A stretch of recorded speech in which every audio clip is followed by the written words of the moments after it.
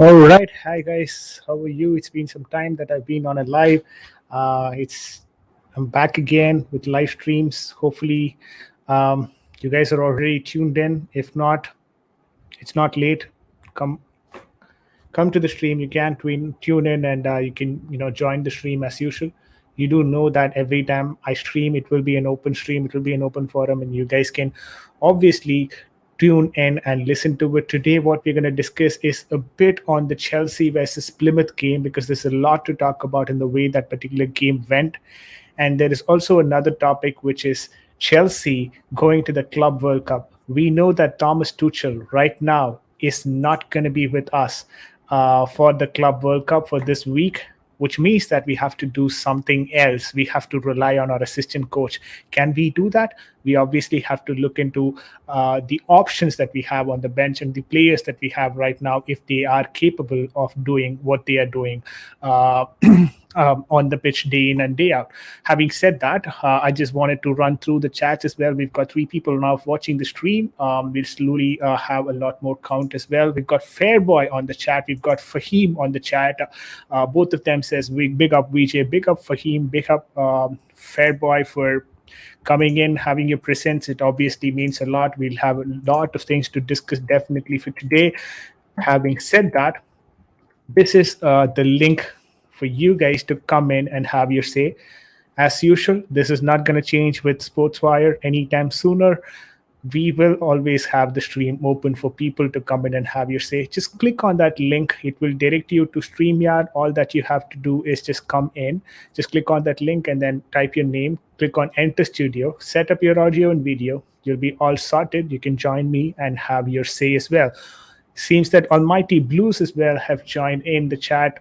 Big up Almighty Blues. Check out Almighty Blues as well. A wonderful channel.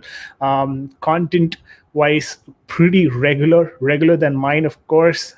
He provides content day in and day out.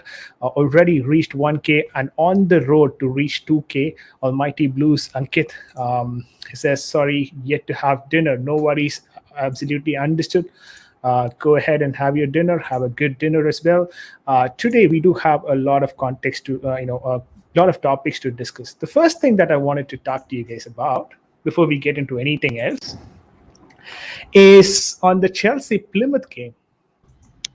We've got someone else who's joined the stream. CFC Fahim has joined the stream. Fahim, how are you? Yeah, I'm good. Thanks. Yourself? Yeah, I'm doing good as well. I'm doing good. Talk to us. Where are you from? What are you doing? And how happy are you to after the result of the Plymouth game that we had with Chelsea? Okay, I'll start with the Plymouth game. Okay, I'm from Scotland. Just to let you know, I'm from Scotland. I've been supporting Chelsea for a very long time. If I start with the Plymouth game yesterday wasn't good. I did a watch along. It dragged me on and on and on. I didn't want it to go to extra time. I just wanted to see the penalties because when it goes to extra time, you just see some poor performances. Everyone just drops off. The energy is not there. But yesterday's game, there was one player that really frustrated me was Lukaku. Lukaku again, just obviously I just not doing the basics. That's my problem with him. He's not doing the basics. He's not performing well. I don't know why he's always in the starting lineup. I wanted to see Havertz starting. He came off the bench and he obviously got the assist. But Lukaku, I don't know, man. I don't want him to start. But I don't know why I don't know why the coaching staff or Tuchel are just consistently starting Lukaku. It just does my head in, to be honest. When I see him on the lineup, I'm like, well, why is he here? Why is he playing? I don't understand. We don't play well with him. I don't understand. That's the problem with we'll definitely get into that specifics, of course. I want to talk a lot about Romelu Lukaku's situation. Before that, I just wanted to read out some messages on the chat as well. Fairboy says, it's been a while though. Of course, it's been a while though. I understand. Thank you for staying patient. Dicklet says, big up VJ. Shrey as well is on the chat today. Big up to all, says Shrey. Almighty Blues and Declared are probably having a private conversation out there on the chat. But yeah, we've got the link open, guys. So if you want to hop in and then have your say, you're always welcome. We've got Fairboy as well on the panel today. Fairboy, hope you're doing good as well. Okay, I think Fairboy is still setting up his. I'm doing good, VJ. Yourself? Perfect. I'm doing good as well. Thank you for asking that. Plymouth versus Chelsea game. I just want to get your context as well, Fairboy, before we jump into the specifics of how this game went on, because we've obviously have a lot to discuss. 120 minutes for this particular game. Do you think it was the right move for Chelsea Football Club? Do you think there will be a repercussion going forward just because we played 120 minutes against Plymouth? What do you think will be the repercussion for us going into the Club World Cup because we played a 120 minutes game here? To be honest,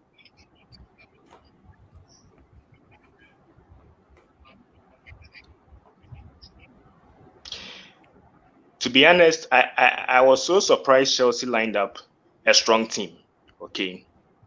Now, if there'll be any repercussions, I don't think so, because we barely played a game. Like, barely played football. So definitely, the game against Plymouth was to give the players some match fitness to be able to play in the Club World Cup. So I don't think there'll be any repercussions for this game, for playing 120 minutes. I don't think so. All right. That's your thought. I obviously have a difference of opinion there because we played 120 minutes after a 2-week break. Before we go any further, we'll also welcome Declan CFC, Declan straight from Australia. We've got someone from Australia. We've got someone from Scotland, of course, Fahim. And we've got Fairboy as well from Africa. Fairboy, can you tell me which exact country are you from? I might have missed out on that. I know you're from Africa, but I'm not sure of which continent, which country you are from. Fairboy? All right. There seems to be a bit of lag there. Madagascar. All right. Correct. Africa. No, Africa, Ghana. Ghana. All right. He's from Ghana. Same as that of Blue Clouds TV. So we've got an international variety of panel here. I'm from Asia. I'm from India, basically. So we've got 4 continents, of course, in this stream. Declan, coming to you on this Chelsea Plymouth game. I know you have a difference of opinion as well with respect to this Plymouth game. I've been talking on 3 streams from yesterday. I guess it's more than 3 streams now. But I, of course, did not. I was not happy with the Plymouth game. I'm sure you will also agree to it, but what are the things that actually worried you in this game? And should we have not played for 120 minutes? Should we have killed the game in the first half itself? Your thoughts of the game? We need some of those players needed the game time. Come from a 2-week break, it's the reason we played our strongest team. Now, whether 120 minutes was too long, we did have 5 subs, so maybe you can pick out 5 players, maybe playing too much. We like for the players that stayed on. Lukaku's played a lot of minutes, and I don't care about Lukaku. Or maybe someone like Ziyech, you know what I mean? Aspilicueta, Rudiger might fall in the category that you might say has played too much minutes. But there was 5 subs, and people like Sarr, and there's some French players in there that don't play often. On Mason Mount, I think it's subbed. So I think it'll be all right. I think because of the 2-week break, it'll be all right. I don't think I would agree with you if it was any other circumstances, if it wasn't the case. And also where I do agree with you is that it's not just 120 minutes. It's jumping on the plane that night and traveling, and they're gonna jump into a game pretty quickly, and it's 2 quick close games together. So maybe you do have a point. Maybe it was too much, but the 5 subs did help. Yeah, of course, the 5 subs definitely did help. And now we'll go to some positives about this game before we, of course, talk about the negatives, because we have a lot of negatives to talk about anyways, right? But let's talk about, a bit of positives first. I'd like to go to Declan first and start from, start backwards this time. So Declan, talk to me about the positives in the game. Who do you think was the best player on the pitch for Chelsea yesterday? Maybe Aspilicueta. It's a bit hard. Kepa. Okay. Kepa. Yeah, there wasn't. You know what? you know what the problem was though? It was hard, even though some players did look not too bad. End of the day, it was Plymouth. Hmm. These guys made Plymouth look like we were versing a pretty good team. That was my whole problem. They made people said Plymouth turned up. No, they didn't turn up. Chelsea didn't turn up. They made Plymouth look really good, and everyone's like, "Oh yeah, he had a good game." I think majority of the team was pretty bad, because they made Plymouth look like this was like a Champions League or something. So that's why, Definitely. yeah. So even I know you wanted the positives, VJ, and I still threw Uh-huh. in negatives in there. No, I think we all feel the same way as well. This is Plymouth. See, we might still argue that Plymouth are a team where we don't have enough data when we go into the game. Of course, their League One side, you don't have a lot of data about a team which plays in the League One because it's not always broadcasted to across the world. So yeah, there is a bit of argument there. But come on, you're champions of Europe. Should be doing a better job there. I can't say this, but the way that the championship teams and what do you say? The League One teams have carried out themselves in the FA Cup is kind of shocking. I just saw the result for Leicester versus Nottingham Forest. They knocked out Arsenal in the previous round, and they've now knocked out Leicester City as well. Leicester City 4. Sorry, Nottingham Forest 4 and Leicester City 1.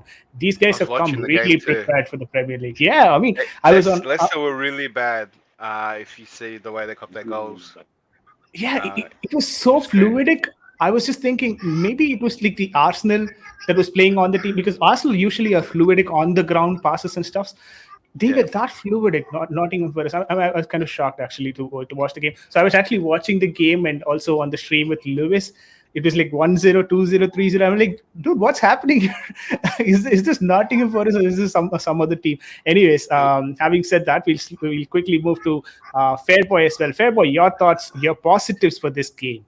What do you think? Who were the positives in our starting lineup against Plymouth? I would say first of all, the midfield. The midfield was a positive. We controlled the game and we created lots of chances. I looked at a few stats with regards to our chances, and I think the shots we produced.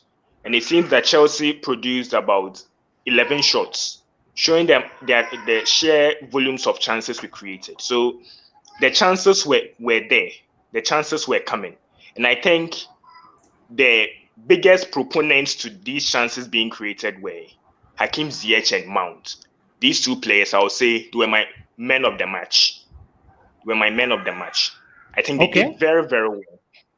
They did very, very well, creating chances.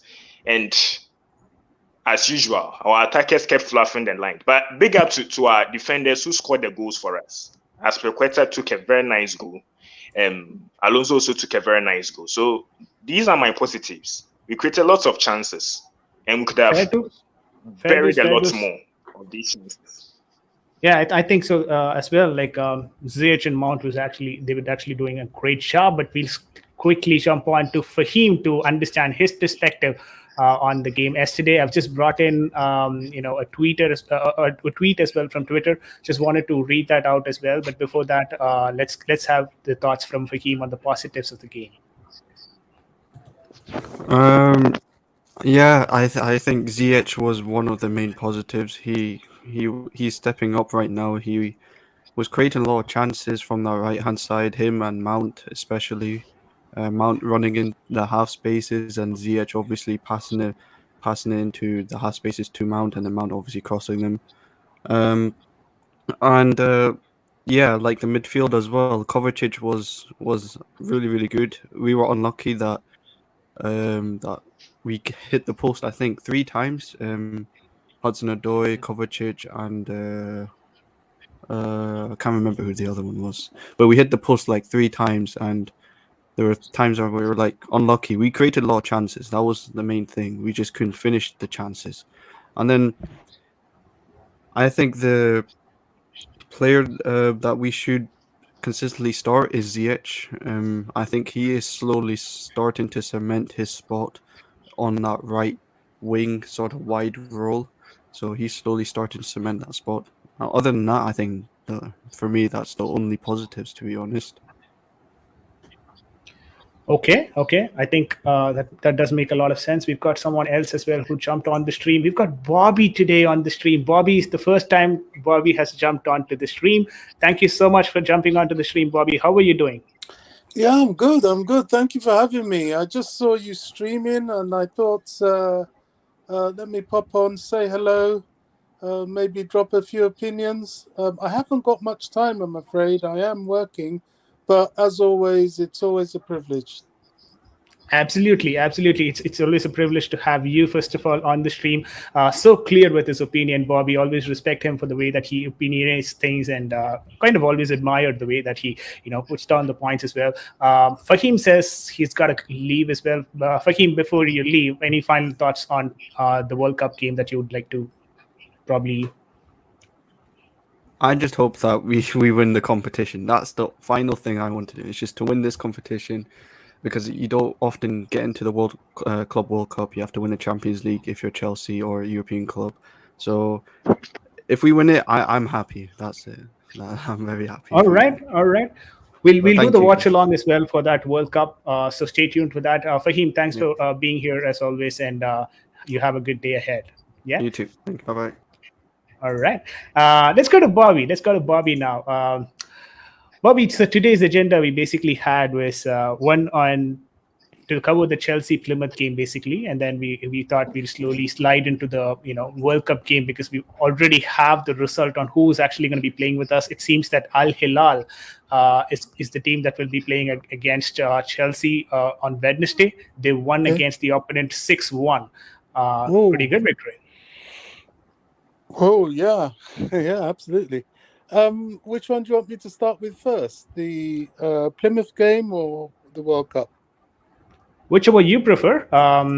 Plymouth probably. We'll talk about the game that got over, and then we'll go to the positives of it, which is like the next game probably. Maybe we'll start with Plymouth then. Yeah, I mean, the Plymouth game, it was the FA Cup. This can happen. Plymouth played extremely well.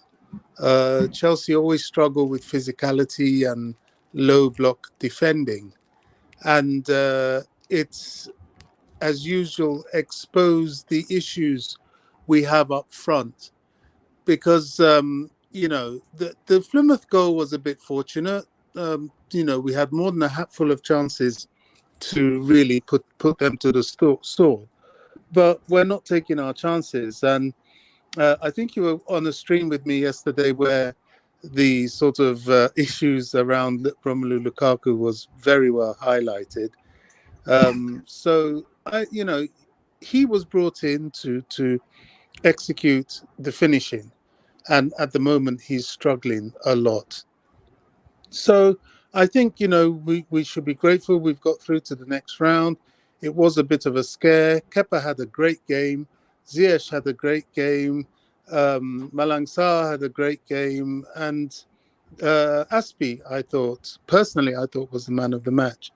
So, okay, after a bit of a break, perhaps some cobwebs needed to be dusted down. But this is the big one now, the Club World Cup. It is a must-win for Chelsea. The last time we were in this competition, we completely fluffed our lines. The thing that always upsets me with Chelsea, as I did say yesterday, was it always seems that we go into crucial games, big competitions, we're never full strength. There's always something with Chelsea. This person's injured, this person's injured, this person's out, always. And the opposition are just there prepared.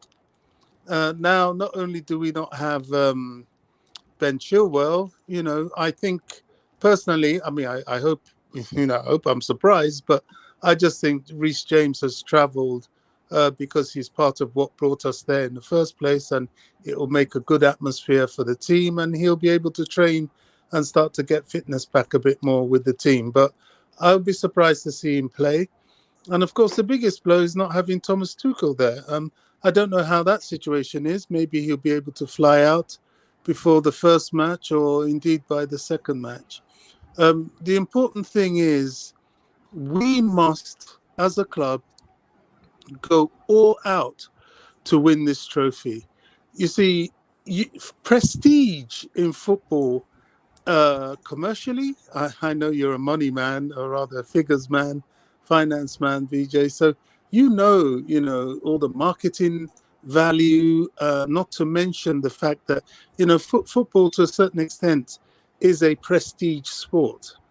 And once you get yourself into that bracket, especially on the world stage, um, certain things work for you, certain doors open for you. You're invited to certain decision-making processes far more readily than if you're not regarded as amongst the elite. This one would put Chelsea right in the middle of the elite completely. They're already an elite club, but you're sort of teetering around it when you haven't joined the table of those that hold this trophy. So it's crucial. Um, it saddens me that in Britain we still have this sort of little England mentality. Oh, it's not that important. It's a glorified charity game. No, it's not. It is a very important trophy. It is very, very difficult to get to play in the first place, in that you've got to win the Champions League, and the opposition have to be respected. They are damn good sides. They are champions of their various continents. So they're not coming there to pick daisies. They're coming there to compete and to win it, just as we are. As we found out the first time we went around. And the South Americans in particular really understand the value of this trophy. Fortunately, the people like Thiago Silva and so on in the team will know exactly what this means. And I hope and I believe this time around, we are really determined to win it. And please God, let us do so. Yeah, this is the first time that we'll be winning this trophy. It's always good to have, the entire set of trophy at the Stamford Bridge whenever we walk into, right? And that's where I think it becomes even more important for us. Not every time we qualify for this competition. Once we qualified in 2012, and we know that we were eliminated by Corinthians back then. So it's not to say that when we qualify from this competition, we'll eventually, when we qualify from the Champions League, we'll eventually go ahead and then win it. It's not that easy. We know that we were knocked out by a Brazilian side last time. Who knows what might happen this time, right? So it's not an easy competition as sometimes people may make it out to be. Not to say that the Asian champions are better or European champions are better. Maybe the history of the competition might say so in most of the time, where the European champions would have won it. But it's not a given when you walk into the ground saying that you will definitely win this. We have a good insight as well from Pius, who's actually posted this particular tweet. It says, Al Hilal wins 6-1 with their club captain and best midfielder playing. 24 goals in their last 10 games. They've scored 24 goals in their last 10 games. So they basically, I'm presuming that they will be a very attacking side. They play a 4-2-3-1. And the main players to watch out for are Igalo Pereira, Musa Marega, and Pice feels it's going to be tough. That's his opinion, of course. But 6-1 against a continental champion is no joke.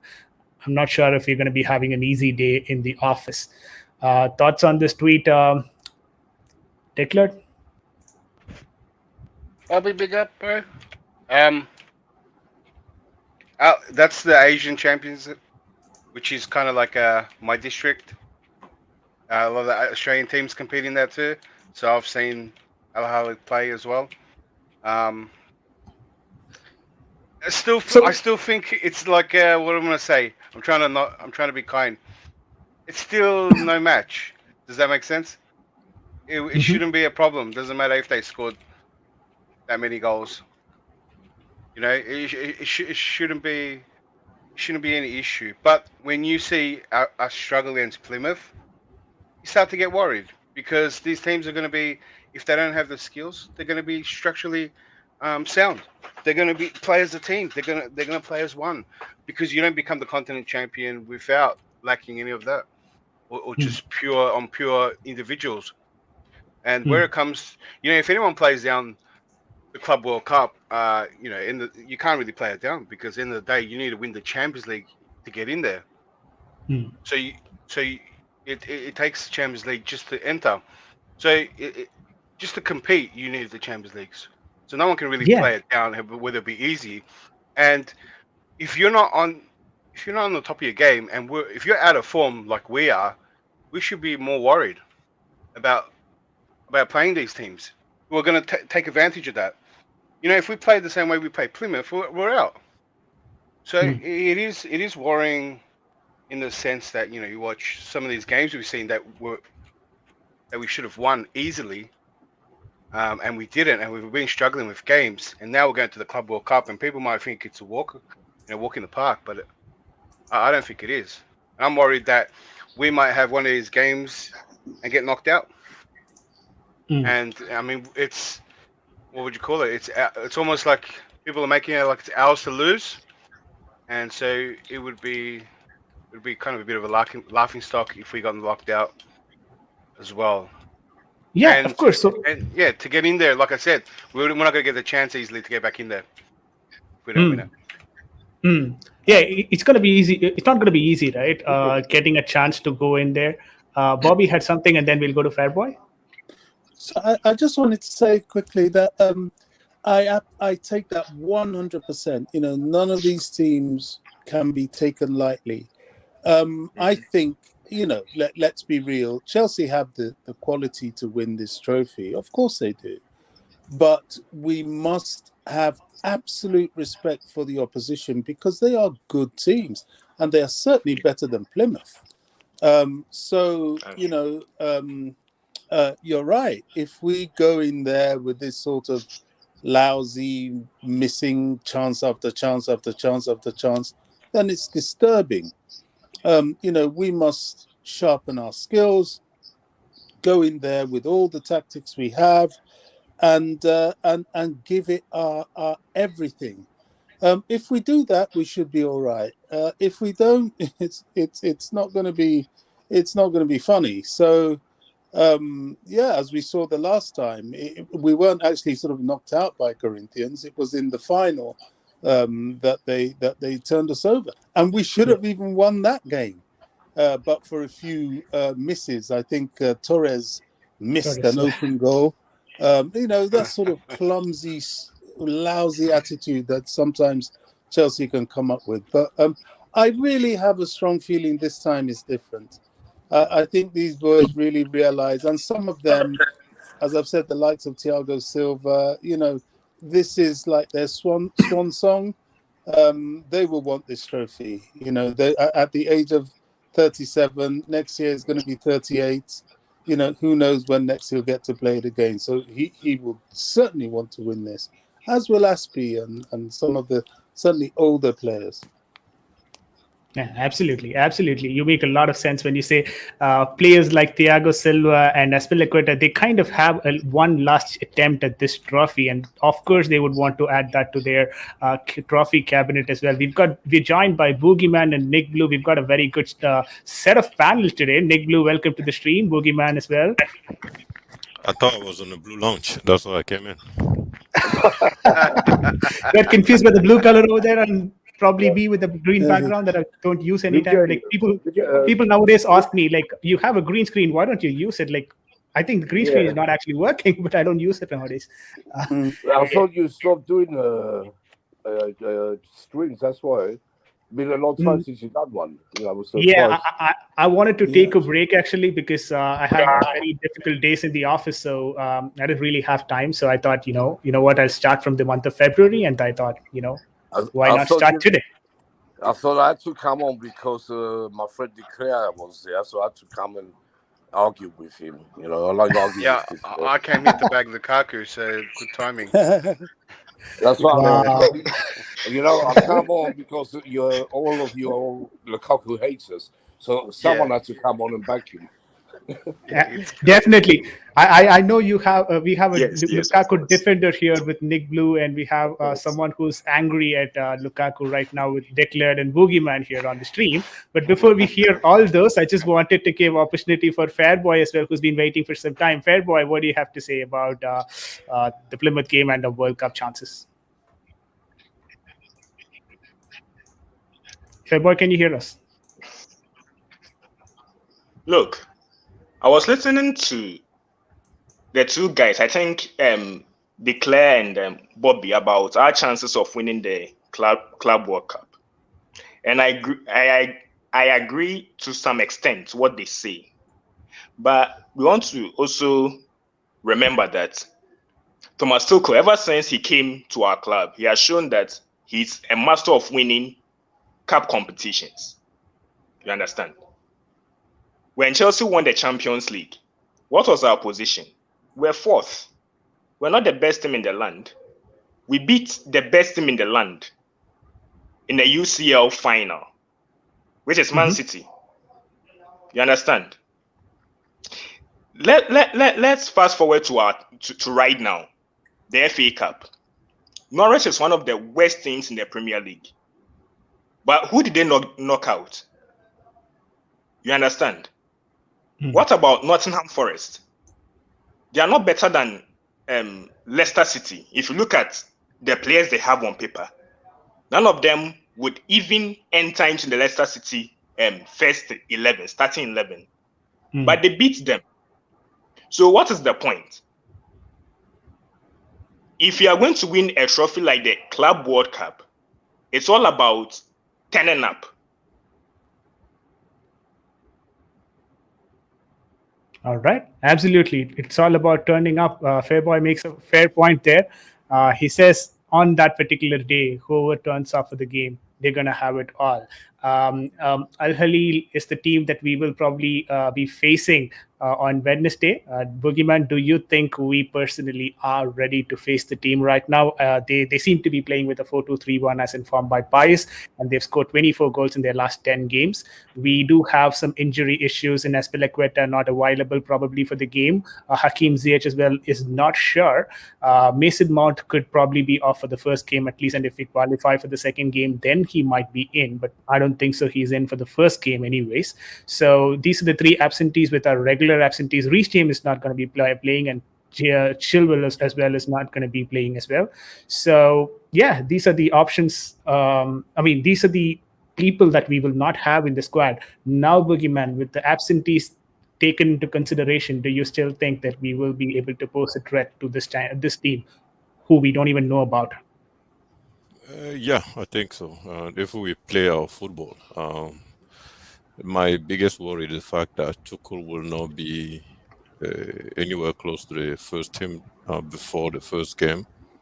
And that is my biggest worry. Other than that, I think normally, even with all those injuries, we always manage to keep a lot of team, even best team, in the first half not scoring on us. And sometimes we don't play good, but I think I've seen the tweet of I don't know PSPI or PSI, I can't remember his name, and he talked PYS. about PYS and Igalo and all those players playing for that club. Igalo, he played for Manchester United, right? If I remember, is that him? That should be him, right? You mean PYS? The Igalo. Igalo. He said Igalo, and he listed a few number of players that are playing for that club, right? And I think that Igalo is the one that played for Manchester United, right? Yeah. So he might know a little bit of EPL, and it can create some problem. But at the end of the day, I'm more worried about Tuchel not be on the bench. But like the game yesterday, I heard that Tuchel was on the phone pretty much with the assistant, and all those substitutions that I was a little shocked with. It all come from Tuchel, so it seemed like Tuchel is there. So I don't think we should be able to, especially the semi-final, we should be able to go through that no problem. For me, anyways, that's what I think. And without James, without all those people you named, we still have a good squad. We still have Kovacic. We should have one of the best defense. And in our days, Pulisic should play good. Lukaku in front should be okay. And on the other side, we just have to. I think Cho is also not injured, so we should be okay. I don't see any problem, to be honest. All right, makes sense. I'm gonna go to Nick Blue to ask a question, ask the same question, but on different, just adding a different dimension to it as well, right? Nick Blue, we obviously have played in the English conditions right now, but we're going to Dubai, and Dubai is almost going to be like India, right? It's going to be hard. It's not going to be easy playing there. The humidity is far above what the players are used to. So, how much of a conditional impact would you think the Chelsea team is going to be struggling with when they actually go to play this game in Dubai? Yeah. Oh, a lot really. It's very hot. Yeah, it's gonna be very hot. But at least we got, was it 2 days to train? Wednesday we're playing, isn't it? Yeah. Yeah, Wednesday. Yeah. So we got 2 days to get used to the weather. They've got a bit of time. I don't think it should affect us too much. With the players we have, they're all top class players. Don't forget. So I think we should be getting and winning this competition. Really, really is. I don't even know who we're playing in the semi-final. It's not who we're playing actually. Al Halil. Where they're from, Egypt. Saudi Arabia. Yeah. Yeah, I don't know much about these teams. Like I said before, They're like the Man City of Saudi Arabia. The big money players. So they actually got some big players, decent players. But we should be beating these teams. We're top Premiership team. We should be beating them really. With the weather, or without the weather. I'll be surprised if we don't make the final at least. Yeah, and Tuchel, he won't be there for the semi-final. I think he might be there for the final if we get there. But he'd be on the phone non-stop, telling the system what to do, like he did against Plymouth. I don't have any worries really. Okay. The weather, the weather is something, but at least we have 2 days to get used to the weather, and these players should be ready to play in any weather, any conditions. Mm-hmm. We do have an addition of Christian Pulisic, who will be joining the team. I think he's back to England today, and I think he traveled with the squad to Dubai. So that's another option that probably will be available to us. So yeah, that's one thing. We've got Christian Pulisic. Also, just actually was looking in the Twitter, and I just observed Pius, who tweeted out an image or basically a video of 4 of our Chelsea's coaches leaving this match that got completed between Al Hilal and the opponent. So they've been watching the game. They've been watching the game very closely, and that's a good thing for us as well. Declared says, okay, so this is one thing that I wanted to confirm. I'm not sure yet. Is it a 3 substitution thing or a 5 substitution? I reckon it's going to be a 5 substitution, because usually cup competitions they allow 5 substitutions. But I can probably check and let you know before the stream ends. GNA TV, we've got Jem as well on the chat. He says Chelsea CFC winners. He's already declared. Chelsea are the Club World Cup winners. Yeah. Jem, how can you declare when declare is on the house? You probably have to. I haven't even declared it. Yeah, we have Reece James as well. He's going, I heard, but I don't know if he's ready to play. But at least he's in the squad, isn't he? Yeah. I'm not sure we're going to be risking Reece James to play. And soon we definitely have to have this conversation. The Lukaku factor right now, which is hanging above our heads. I know we've been talking extensively about it, but then just wanted to get your individual opinion as to what are we going to do with him. Like, it's been 8 consecutive matches, and even if Tuchel is just giving chances, how many matches are we expecting Tuchel to give continuous chances? So I'll just go around, starting from Bobby, who's been quiet for some time. Bobby? Yeah, the Lukaku conundrum. Listen, one thing I know that's going to happen is that, £100 million is it's not small money. £350,000 a week is not small money either. We persisted when Werner wasn't putting goals away, partly because we had to, just like we do now. and partly because we felt it was an investment. We need to give the guy a good run, and we're still persisting. I like Timo Werner, but Lukaku, I don't see us doing anything otherwise than that, simply because he is such a high investment.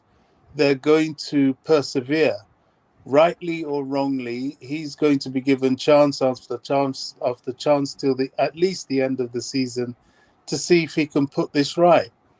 What are we going to do with him? Well, quite clearly, we have to find a way to make him effective in the team.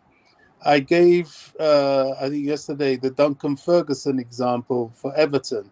He was never a fantastic, world-beating striker, but he was effective in what he did. Big, tall, headstrong guy who would bully and push anybody in his way, and header goals in through crosses. And so Everton played to that strength of his. They would never expect him to take the ball down, trap it, dribble players or anything like that. If you're expecting that, forget it. So we need to find what is that thing that Lukaku does that we can utilize in the way we play to help him score goals. It seems to me Lukaku is the kind of player that needs an awful lot of time in front of goal to score goals. What was disappointing for me yesterday was, people like Ziyech and Mason Mount, especially for that open goal he missed. I mean, goodness me, what else? They dribbled, they got to the byline, they crossed it right in front of the goal. All they had to do was just connect with the ball, and he would have scored. So that sort of thing is unforgivable in my eyes. But he seems to be needing more of that. That's just it, really, and really that's down to the coaches. Unfortunately, that is going to be a bit of a millstone around our neck. The player that was brought in to solve our problems, in my opinion, is a problem. The irony of it, the player that we brought in to solve the problem has now become our problem. Oh my god. But yeah, we need to sort this out as quick as possible. And for anyone who's watching the stream, I'm of the strong opinion, which is kind of similar to what even Boogeyman and most of the panelists have here, is that we're not going to sell Lukaku no matter whatsoever this summer. So sometimes we are being a bit reactionary and we're suggesting that Lukaku should be sold. I don't really see the financial side of it making this possible, correct? So that's why I think even if Chelsea decided, you know what, I want to get rid of this player, I think it's going to take another season for doing that. And that's where I think maybe we need to try and understand and probably support the player for one more year. And we have to do it because we don't have an option now. And this is a huge investment. And the board is also not going to put their hand up and say, you know what, we made a wrong investment in just 1 year of time. And that's where that is what is probably going to be the deciding factor in when he's going to go, right? Having said that, we'll quickly move to Declared, as to try and understanding from Declared as to what we probably have to change tactically to suit Lukaku. Because we've tried a 3-4-3, we've tried a 4-2-3-1, we've tried a 4-1-4-1, we've tried a 4-4-2. I don't even know other formations in the book. So yeah, I'll leave it up to you. Do you think we have to probably try a new formation for him? Or see, I know the system that he works on is a counter-attacking system, which we are not used to playing recently because Tuchel likes to play in possession. So I'm not sure if he will be comfortable changing the system into a counter-attacking system. But tactically, can we do something else to suit him better in the system? Yeah, we're going to change his position to left center bench. That's what we need to do. Get him on the bench. Doesn't matter what formation. Doesn't matter what you want to do. His heart, his attitude, he's got one leg out the door. He shows everything. What he wants is a new manager. That's what he almost flexed, right? He wants to play what suits him. And so what I don't get, why should why should we build around Lukaku? Just because he costs 100 mil. For Lukaku's age and for the rest of the age group in the team, I don't think it's worth building around Lukaku. We build around the system that Tuchel system, so we can chop and change players. Any player can come in and we play. Because if we build so much around Lukaku, we don't have another Lukaku on the bench with the same characteristics. So when Lukaku can't play, then what do we do? If we tactically throw all our eggs in that basket, do you know what I mean? Usually teams that do that by bringing another player with the same characteristics. So if the striker got injured, and the backup can play. So I don't see us playing. I mean, changing everything just for Lukaku, who he's at an age that he's going to deteriorate and our team's not going to benefit because in 2-3 years time he's probably, well, he might not be even being around, but he might be in the decline, and then we'll have to change the team again anyway. So it's very short term, Lukaku. But I think he can be sold. If Lukaku has made up his mind that he wants to go, it might be out of our hands, and we might have to take the loss and organize a move, because Lukaku's not just performing badly. I think he's almost spread that around the dressing room.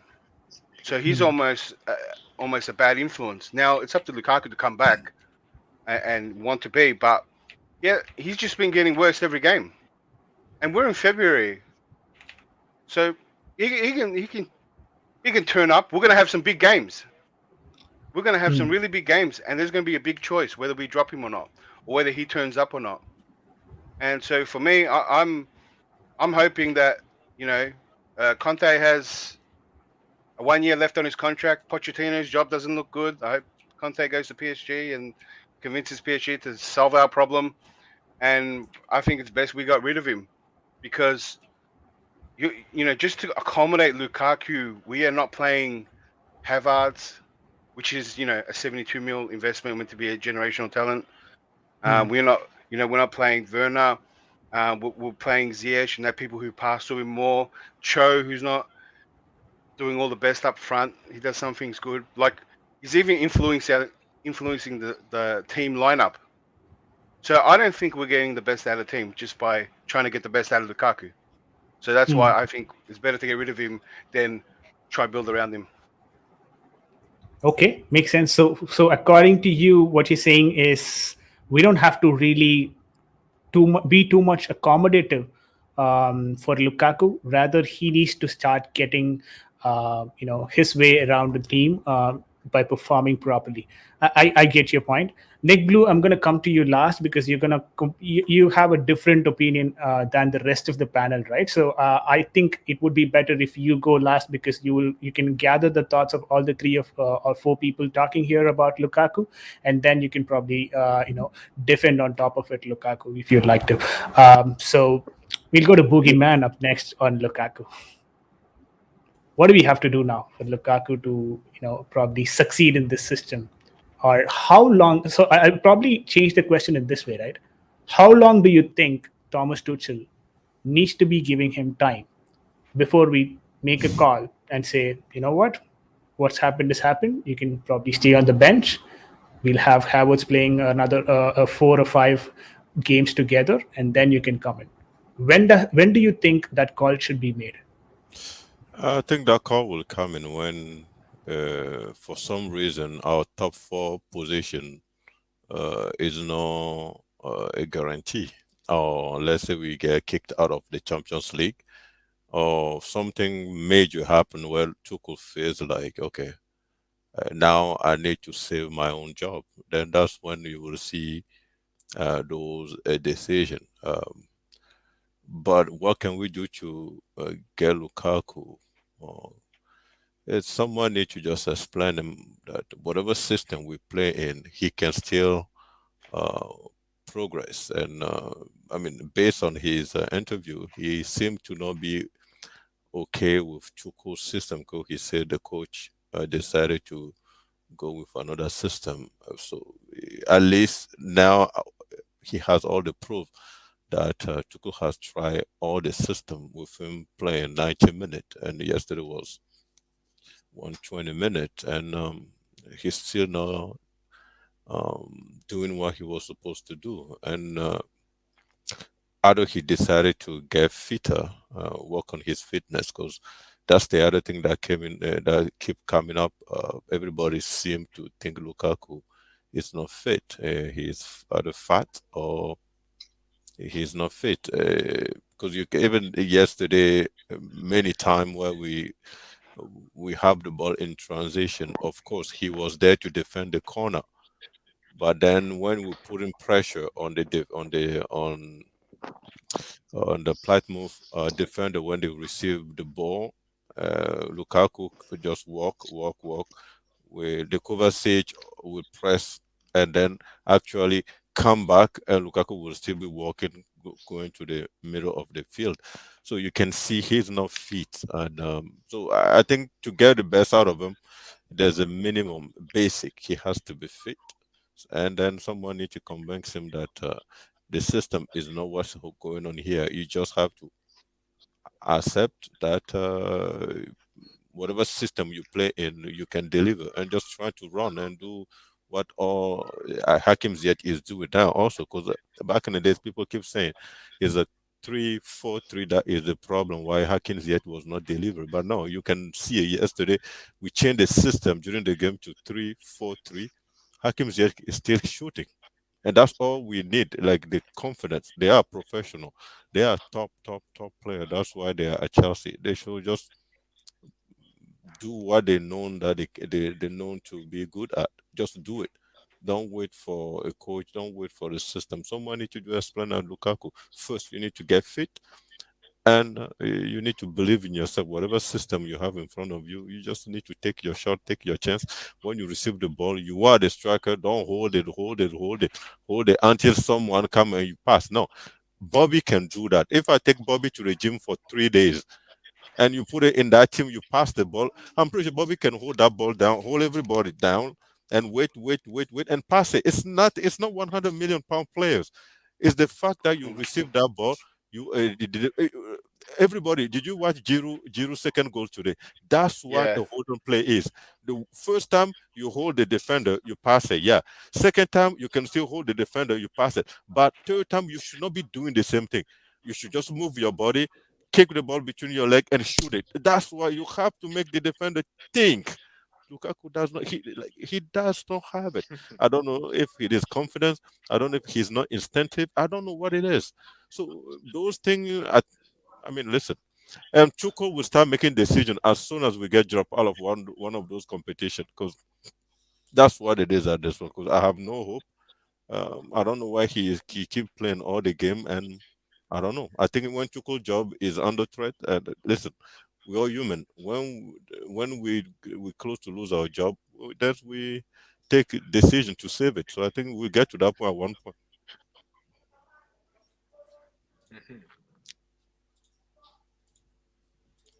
Vijay, you're muted. Oh, I'm sorry, guys. I'm sorry. Okay, can you hear me loud and clear now? Yeah. All right, I was on mute. Sorry about that, guys. So what you're saying completely makes sense, Boogeyman. So what you're trying to say is the way that Giroud played today made him kind of unpredictable, but we don't get the same with Lukaku. He is doing something over and over again, and it is becoming too much predictable for any of the defense to handle with it. They know that with defenders, yeah. Yeah, they know that now he's going to probably lay it off to the next player who's going to come in, and all that we have to do is just block his shot, the player who's taking the shot, right? And that gives a sort of predictability to his game, which at this highest level shouldn't be the case. I get your point. We'll also quickly read the chat from Akshay Football. Akshay, thanks for joining the chat. Hopefully you're doing well as well. Feel free to consider subscribing and liking the stream if you like the content that we're providing here. Akshay says, as a Chelsea fan who has also followed Belgian national team since 2013, my opinion is that Lukaku is a striker who runs in behind, pushes defenders away, and scores. We'd all love to see that, but he does that for Belgium.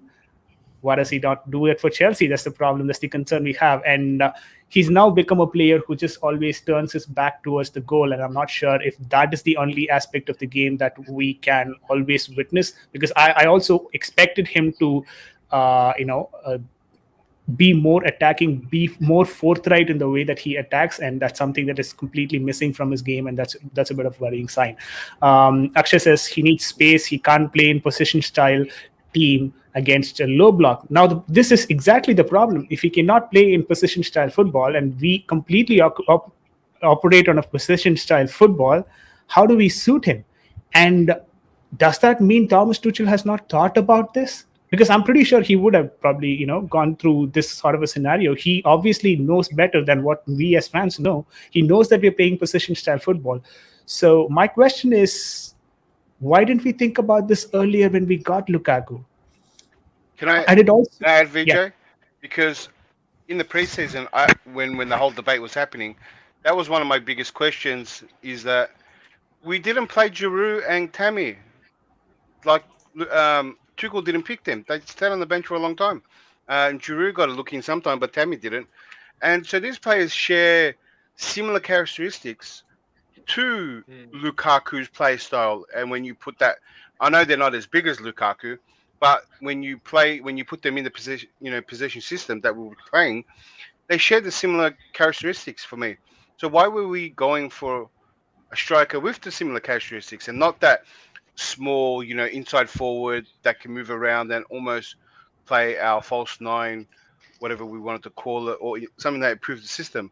Like Lukaku wasn't going to do any better than Giroud and that, and the way Havertz was playing. So I think that's what makes me think that Tuchel didn't have the biggest say in our striker. I think the list was made. We agreed to it, and there wasn't much choice in what he had to choose from. So he basically and had to choose him, is what you're saying.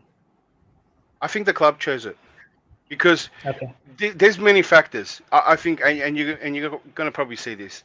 The board don't just look at the player. The board look at marketability, how much t-shirts you can sell, and the hype up. Like what the fans are saying. And so that's why you won't see, that's what Chelsea used to be all about. And you don't Commercial see them value. go find some no-name, gem who can turn to a big player, and people don't know him. No, they want a big name, and I think that's what it was about. So there wasn't much choice. You know what I mean? There was Haaland or Kane or Lukaku, but there was probably a striker that wasn't well known that maybe Tuchel wanted, and they didn't want to risk him. And Tuchel's contract isn't that long, so that's why I'm with Boogeyman too. And I've been saying a bit, which worries me, is that could the Lukaku, like the way he's performing is against the system. Like he's not. We can say maybe the system doesn't suit him, but he's not playing for any system. He's just not playing. This was Plymouth we're talking about. Even if he was in the wrong system, even if Lukaku was playing left wing, right, he would have done way better. Even if you played him out of position, he should be doing way better. He was just that bad. He made the Plymouth defenders look really good. Look, I thought I was watching a harder game. I didn't know where Plymouth was. I started to think that Plymouth was maybe a good championship team, and they're giving this much hassle. And then you find out they're the League One team. You know what I mean? They we know nothing about, and they made Lukaku. I mean, Lukaku made him look really good. So I think this is my biggest worry, is that Tuchel's stuck in the middle. That he has to play him, right? A pressure to play him from above, and Lukaku being against the system, and Tuchel stuck in the middle. And that's why, that's why I don't care what happens at the end. As long as Tuchel stays, I don't care if we don't win anything. I just want. I've lowered my standards and ambitions for this season, and I just want Tuchel to stay in the job. That's it. Because if we do something crazy and sack Tuchel, being this cutthroat, we definitely have to get to that. Like, will Lukaku's form impact Tuchel's job? That's Yeah. definitely a question that we need to address. But yeah, we'll go to Well, if the Bob. expectations, if the expectations are to win something, that Tuchel has to win something, right? Mhm. And this Lukaku and injuries and COVID, the whole mess together, we could miss out on a lot of trophies. We could probably go far, but we could probably come out empty-handed. But I think Tuchel should stay. Yeah, sorry, I, Bobby. I think there's no way we're getting rid of Tuchel. That's for sure. You know, that's not happening. I think the Lukaku situation, as much as I support Tuchel 150%, and I'm 150% with him, Lukaku was a panic buy to please Tuchel. The board knew, and there was all this raucous about, the one missing piece of the jigsaw for Chelsea was a marquee striker. They couldn't get Haaland, they couldn't get Kane, and Lukaku was the only other one out there that was marquee. So they gambled. Has the gamble not worked out? Well, there's still time. You know, something can still happen. You never know. You know, we might find a way to unlock the beast in him to get him to score goals. That's quite possible. Will it affect Tuchel's job? I don't think so. I think the board have realized that they've made their investment and they have to push it. They've realized that they've got a manager with the skills to possibly make it work. You know, I mean, last season we had this problem with Werner, and he was brought in to solve the problem, but it just seems the problem is persisting. So I'm not that worried that it will affect Tuchel's job at all. What I am worried about is that it will affect our chances in big competitions, such as this one. But having said that, Lukaku will probably do well in this competition. You know why? If the weather is as hot as you say, if you notice when people that played football in extremely hot conditions, the pace is not Premier League pace. If you watch like African football, the pace is a couple of notches down. And I believe it's because of the heat. You know, even if a lot of them are conditioned to it, they're still human beings. There's a certain amount of heat that your body just won't give you as much as it would if the temperature was lower. And I think with the pace being reduced, Lukaku will thrive better than in a high-paced environment. Just a theory. Bobby, Time will wouldn't that tell. go against us? So, well, Because the Asian teams, they play in hotter climates, and plus the South Americans do as well. And being from European, Chelsea would be at a disadvantage, and including Lukaku. And I don't think the pace is going to be lower than Plymouth. So, I mean, you know what I mean? I don't think he's going to have it that easy. it's just a theory. I mean, I don't know. I don't really know that much about. See, this is what I'd say, right, with respect to Dubai conditions and all of that, because the entire IPL in cricket actually happens in Dubai, and a lot of other matches happen in Dubai. So I, as a cricket fan, is pretty much accustomed to how Dubai environment behaves, right? This is what I'll tell you. If the match is happening in the night, it's going to be extremely humid.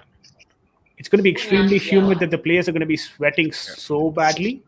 And it's going to be very, very hard, and they're going to be probably losing their energy very quickly. And that's where I have a bit of concern. Breaks too, yeah? Drink breaks? Yeah. We have in a 2020 game, we have mid game drink breaks and all that. So you could imagine the amount of hotness that will be there. The humidity will kind of prevent you from expressing your complete talent on the pitch, because you will be completely drained out within the first 45 minutes. It's important to be very good in terms of the stamina level and all that. Night, the humidity. But I think they play at night, right? They will play at night. That's where the humidity will be more. Basically, it all settles down in the night. But I think. Yeah, we've got Tomasuku Fairboy would know here from Ghana, so he knows that. Who's that? So, Yeah, we've got Fairboy from Ghana. I He knows think- the conditions better. Yeah, I just don't think humidity is that high in the middle of Yeah, the night yeah. at night. It's not as bad. It's a really fresh air and there's no humidity. It's not that high like you would think. Because me, I'll go in mine to for mine and the humidity Yeah. that we're talking about Mhm. is different thing. Like it's never as high as in Africa at night. It's just not the case. Mm. Yeah, It's, it's I I mean, agree. I agree. VJ, that's true. Usually, no, at night it's really cold, like very, very cold at night. It's You very, mean in very cold. Africa So or you mean in Dubai? no, in Africa, and I In believe Dubai. that the temperatures they might be similar. They might be similar. yeah. Okay. The Okay. conditions might be similar. Yeah, so definitely. But a lot of us are concerned about if we'll be able to adjust. We could adjust. We Hmm. could. It's about changing our training time, and that is it. You train according to the time you might play. They might adjust. The players would adjust. So I think we'll be fine. All right. All right. We do have Lukaku supporters now in the channel. Nick Blue managed to get Showtime from somewhere, and we've got Showtime now as well on the channel. Welcome, Showtime. Greetings, Welcome, Alpha. Showtime. How are you doing? Man. Thank you, man. Thank you for allowing me to come on. I mean, No look, worries, man. No worries. at the end Always a of the pleasure day, to have you on the stream. this morning after the stream this morning with the previous streamer, I already declared that this is the time for him to show up. I told myself that if he doesn't show up during this run of games that we have, these two cup games, I'm going to sit back and listen and watch and not defend him. I'm just gonna let him do what he does until he scores goals, because I don't want to seem like I'm just supporting someone that's not contributing, but he is Mhm. contributing in a way that you guys aren't happy. That's what I'm not understanding. You guys are, because he's not scoring goals, he's not doing anything. That's how I perceive some people coming at him. And I understand where you're coming from because you want him to score goals, but I also feel like there's other ways that he's contributing that other people are not understanding. But it's okay though. All right. We're We'll close to the definitely finish. come there. We'll definitely come to that. But before that, I want to hear from Nick Blue, who's been waiting for quite some time now. So, Nick Blue, your thoughts on whatever comments that were actually told by Bobby, Boogeyman, Declared, and myself on Lukaku. We could have been a bit more harsh here in this situation, but I just like to understand from you as to Yeah, why do you think Lukaku will perform better? What do you think is his potential going forward? yeah, yeah. I know. I understand what all of you are saying. Even I said he was very good yesterday. He wasn't. He hasn't been at it for a few games. I didn't say he's good. At the moment, he's not. But all we're saying, and Showtime will agree, maybe he needs more time to get to adapt with these players we have because they're not. Can I They're make a not helping. Let me finish, Declare. They're not Just a helping second. him. Just a You know. second, Fairboy. Once Nick finishes, then we can Yeah. go on, Nick. I don't. We have all the attack. It wasn't just him yesterday. Don't forget. All of them were no good. So you can't just play one man. yeah. All right, he should be scoring. Yes, I agree. But it's all our attack. He has a big problem at the moment. And if it's up to Tuchel to sort it out. He has to find a way, system or different way to get these players to play better. Because at the moment they're not. No one's playing. Who's playing better? Werner, Havertz, Chow. Ziyech is the only one at the moment on form. The rest are not. So Okay. Yeah, I'm just saying you have to give him. Like Nick, me, I said I'll give Nick, it to the.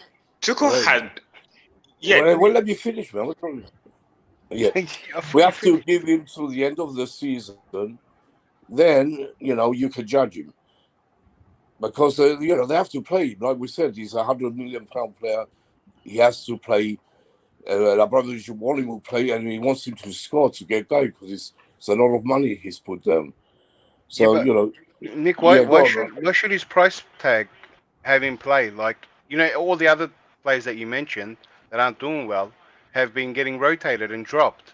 But Lukaku seems Yes, to hold his position. Like Havertz is 72 million, so is Kepa. The money shouldn't influence whether they start or not. yeah, I know, but that's up to Tuchel. at the moment he's playing him. So I do you think, think he you know should be what I think? dropped? Wait a minute. I think, yeah, if I was a manager, I would drop him one game and put Havertz and see what Yeah. happens. And put him, leave him on the bench and he can come on. And I think Tuchel will do that. He might be benched for 1 or 2 games, and then he will come on. I don't think Tuchel's afraid to do that. But Exactly. Nick, this is the I question, don't right? yeah, I don't think This he's is afraid exactly to what. do it. But he's Hmm. waiting. He was waiting for the right time. We all trust Tuchel. It could be now. It could be the Huh? Club World Cup. Yeah, He it could probably be the played next Lukaku game. so he can play Yeah. the Club World Cup. He could play the next game on the bench. We don't know. And he might do him good actually to come off that bench and prove himself, because he has to. It's up to him. If he wants to be with at Chelsea, if he Roman has to prove Abramovich, himself. if Roman Or if he Abramovich wants is to, there, let me is he finish. going to? Oh, Just a sorry. second. Let him finish. Yeah. Go on, Nick. Go Yeah, on, Nick. I was saying, it's up to him to prove himself if he wants to stay at Chelsea. If he really, his mind is somewhere else, then he has to go. Simple as that. It's not a big thing. You either stay and prove yourself, or you go. That's the only thing you can do, really. Before Showtime comes in, I just like to say one thing, like Showtime and then declared, of course. After 4 or 5 streams being on, the streams along with Nick and Showtime now, I think I've been with Showtime for 4 or 3 streams now, and Nick for 2-3 streams now after yesterday's game. I think now we're kind of coming to an understanding, kind of coming to an idea where we say, you know what, this is probably the deadline that I'm going to give. Showtime is of the impression, okay, fine, I'm going to give him a month and try and see where it goes. And after that, I even if I wanted to save him, I probably might not. Because yesterday when Showtime said the same thing in Blue Lounge, he actually mentioned, you want to have to give him another year, which is something that I was kind of against, because the age that he is in, we cannot actually afford another year. But this is fair. This is fair from Showtime, and he says another month is something that we have to look at and then make our call based on that. Showtime, anything that you'd like to add, and then we'll have Declare go on this. Honestly, we're not in the luxury of wasting money. He's our big money signing, right?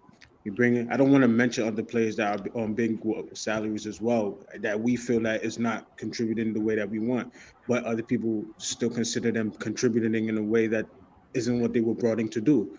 Okay, we have to understand that as well. But for him, we have to understand that he has to do one thing for us and put in goals, right? He has to contribute in some way to score goals. And I feel like we dropping him for the Club World Cup is not ideal, especially if our owner is there, Abramovich. If Abramovich is there, would you want your investment to be sitting on a bench, riding the bench, looking and watching the game from the touchline? No. I'd rather have him on the pitch trying and seeing what he can do. And then after the match, after one match, and if he's not contributing in the way that you want, then you gotta take into the options. I just feel like him playing on the pitch brings us more of frees up our other attackers to do more things, to hold up play, to occupying 2 center backs that has to be watched all the time. There's no way he cannot be watched. You cannot leave him by himself and expect him not to be watched. He's going to be watched by 2 defenders at all times. He has big eyes on him at all times. That's how I would feel. All right. When you said that, I saw Boogeyman actually turning his head to actually probably, I think, a bit of disagreement there. We'll definitely go to Boogeyman on what he thinks about it. But before that, Declan, you had something to say, mate. Please go on. What is there to say? Bro, there's like 10 things I want to say. I don't know how you can say Showtime, because Abramovich is there, he has to play. Like, Abramovich watches every game and probably has same, similar feeling and opinion on his investment. And end of the day, Lukaku has come out and said that he doesn't like playing the way we're playing at the moment. Like, he doesn't like playing his back to goal. If you watch Lukaku when he played at Inter, he loves to play like a winger. Just long balls, and he has a lot of space to run to. And he likes coming from the right, and he likes cutting in from the right. So Lukaku likes to play like a big winger, and he's not getting that option because teams do play low blocks against us. and they will play low blocks against us. Very organized low blocks in the Club World Cup. These things were well organized. And so if Lukaku can't hold the ball, do a little pass, link up, yeah, and these are all the little things he's struggling, because I know Showtime, you're trying to say that he brings other things to the game, but he doesn't. He lacks in that too. He can't defend, as you saw in Plymouth, with simple headers. There was about 3-4 headers opportunities come to him that Plymouth game. Couldn't score. He looks slow, and everyone's questioning his also if he's put on weight as well, and his fitness. So if he's mentally gone, he's not looking after himself, and he can't do and he's not scoring and can't do much else. This is a very useless player, and he's not bringing a whole lot. And I think he should be dropped and try to work his he has to work back into the team.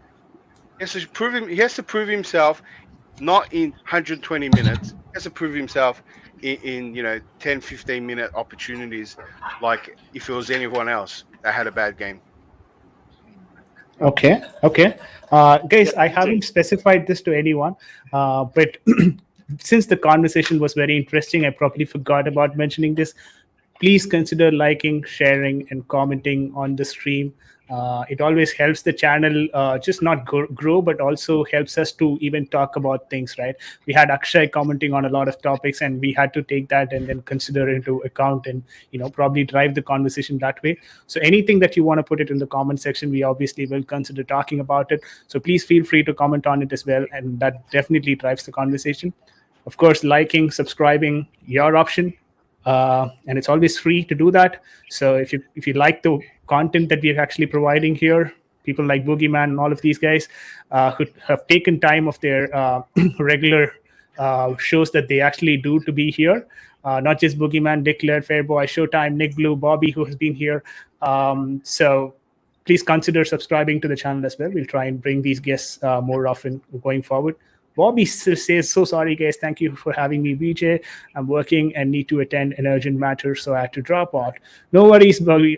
Thank you so much for being in the channel. It was a pleasure talking to you. Hopefully, you complete your urgent matter quick as possible. And if possible, you can still join us if you're streaming that time. I'll go to Boogeyman. He had something of a facial expression when Showtime was talking about things that Lukaku brings into the game. So just wanted to talk to Boogeyman. I know yesterday I was in a space with Boogeyman after the stream, in the Blue Lounge stream. So I think we actually discussed about this in detail as to what he brings into the game and what not he brings into the game. So Boogeyman, your thoughts on the potential of Lukaku going forward? What do you think he can probably bring more to the game, or do you think he can add to the game, and will he be able to do it quickly? Yeah, listen, he can.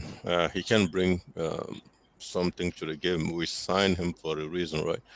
He have shown something at Inter Milan, and we know in EPL he can score 15 goals at the end of this season. I think he did it when he was at West Brom and Everton, and I think Manchester United also he scored 15 goals or 11 goals. He's always averaging something between 10 and 15 a season. So yeah, if he can give us that, I will be content with not because he's 100 million pounds, but because he's just a Chelsea player. Because it's just 20 million. Lukaku for me,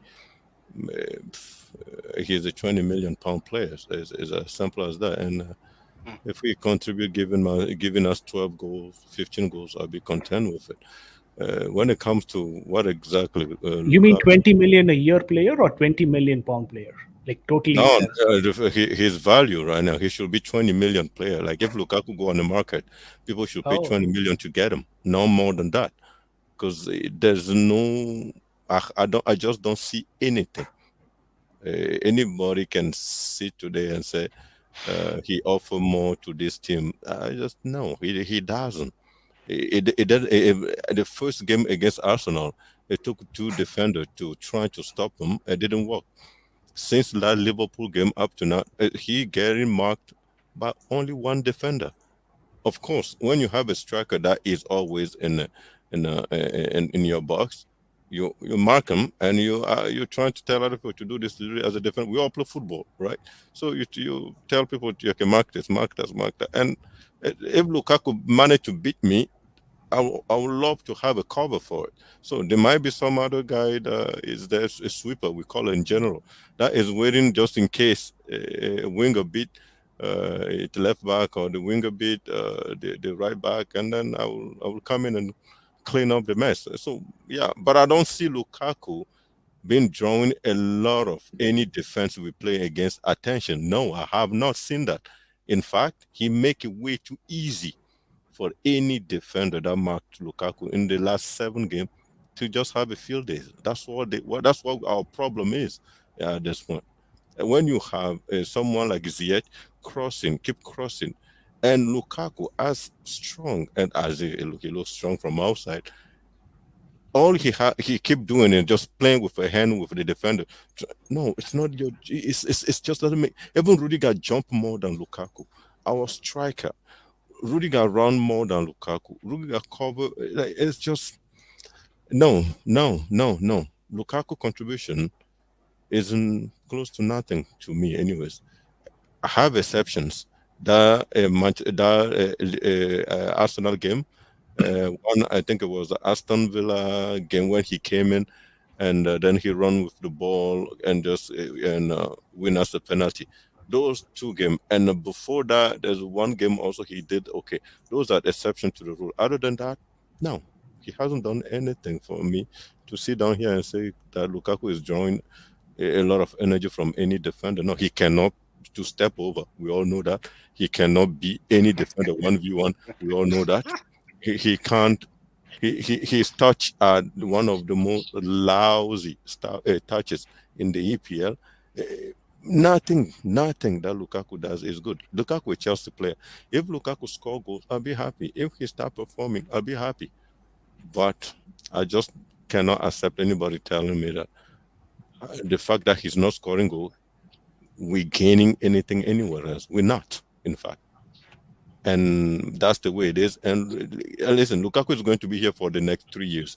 I know that, because I don't think Marina Granaskoya is going to accept the fact that that's his mistake. Because if a Lukaku transfer was a mistake, someone going to lose his job. I don't think it's going to be Marina. And I surely don't want Tuchel to be fired. So Lukaku is going to be there, and Tuchel have to figure out how to get this guy trust himself. Tuchel has to figure out how to get this guy knows where the goals is. Tuchel has to figure out how to give him some confidence. And it's like, I don't know how he's going to do it, but it's a wait and see game. We're just sitting here waiting to see. But if it goes too far, Tuchel will be fired. I guarantee you that.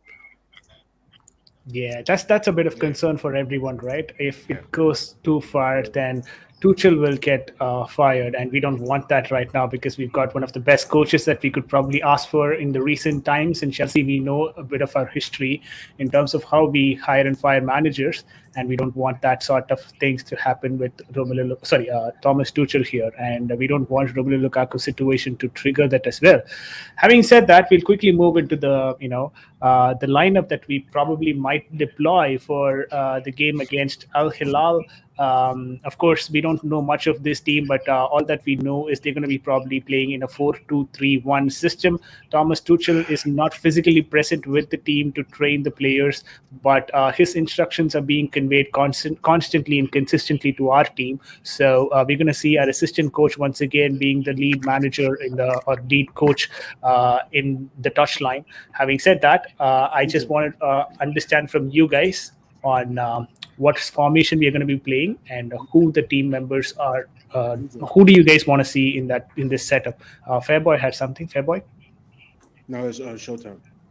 Oh, Showtime. Sorry, Showtime. Yeah. Quick question. And guys, I don't mean to dwell on this Lukaku situation, but if you notice, the last time that he scored goals was when we played the formation that he was banging in goals on a run, the 3-4-2-1. Can I ask anybody on the panel, when was the last time we dropped back into that formation where he was banging in goals? He wasn't bagging in goals when we were playing that formation as well. Yes, he was. Yes, he was. Yes, he was. Why don't you No. tell us what goal he was begging goal at? Yeah, we only changed formations recently. You know that, Showtime, yeah? We When was only the changed last time we formation changed against the Tottenham. 3-4-2-1? Yeah, that was against Tottenham. That was the last time we changed the formation? Because the last time we scored 2 goals was against Aston Villa, correct? And we were in a 3-4-2-1. And then after the Aston Villa match, we were in a 3-4-2-1. Listen, Showtime, we've been in a. Listen, let me we finish, didn't- bro. You cut me off. Let me finish. After the All right, Aston sure. Villa match, we went into we went to a 4-3-3. And that's what we've been consistently playing. Mate, Then you're we switched mistaken, it up mate. during the Tottenham match. What system did you play against Manchester City? I'll tell you right now. Which city, away or home? The last one we play, the last game we played against City, and we lost 1-0. 3-4-2-1. Exactly. So 4 at the back, in fact, started with Tottenham, and we play all our 3 games with 4 at the back. That's the only time Tuchel used 4 at the back. And yesterday against Plymouth, he tried again 4 at the back. So all the other game that Lukaku played, it was always 3-4-3 or 3-4-2-1 But or 3-4-1-2. I just wanted to say something. No, that's not. Go on. I just wanted to say It's a something fact. about It's a fact. Lukaku. It's not a fact. I don't agree. It's not a I just fact. wanted to say something about Lukaku. Just a second, guys. Uh, Fairboy already has a bit of lag, so we'll probably let Fairboy finish his point and then we'll take Yeah. it from here. Yeah, Okay. go on, Fairboy. So I quite remember. Wait, someone said something about Lukaku's best position, playing like a winger, right? And I think I agree with the person. Okay. Well, for me, Big winger. I feel like if we have a player like a Kai Havertz in our team playing as a focal point, Lukaku might be better. Anytime Kai Havertz plays for Chelsea, the Chelsea attack is much more fluid because of his better movement. So that's what I think. And I could understand why a lot of people would give this sort of pressure to Lukaku for him not performing. It's because the rest of the attackers are not performing. If they were performing, we wouldn't have been talking about Lukaku being bad. We'd have been patient with him, waited for him to perhaps re-acclimatize to the league. Then perhaps next season he can start banging in the goal. So I understand that. But for me, to get the best out of Lukaku, you play him as an inside forward. That's what I think. As an inside forward from the right-hand side. That makes him better. So for me, Yeah, in my but he's front not- he's not three, good at I that want too, yeah? someone like a Kai Havertz playing as the focal point. Come again. He's not that good at an inside forward as well. So Kai Yeah, he Havertz. was better Kai you remember Havertz. when he played with Werner up top. Still up top with Werner, he was pretty good. That's when he was good with Werner. I remember. You know, I think you need someone alongside with him. He can't play by himself. Look, He has to the be two. reason He why needs to be on the bench, man. the reason why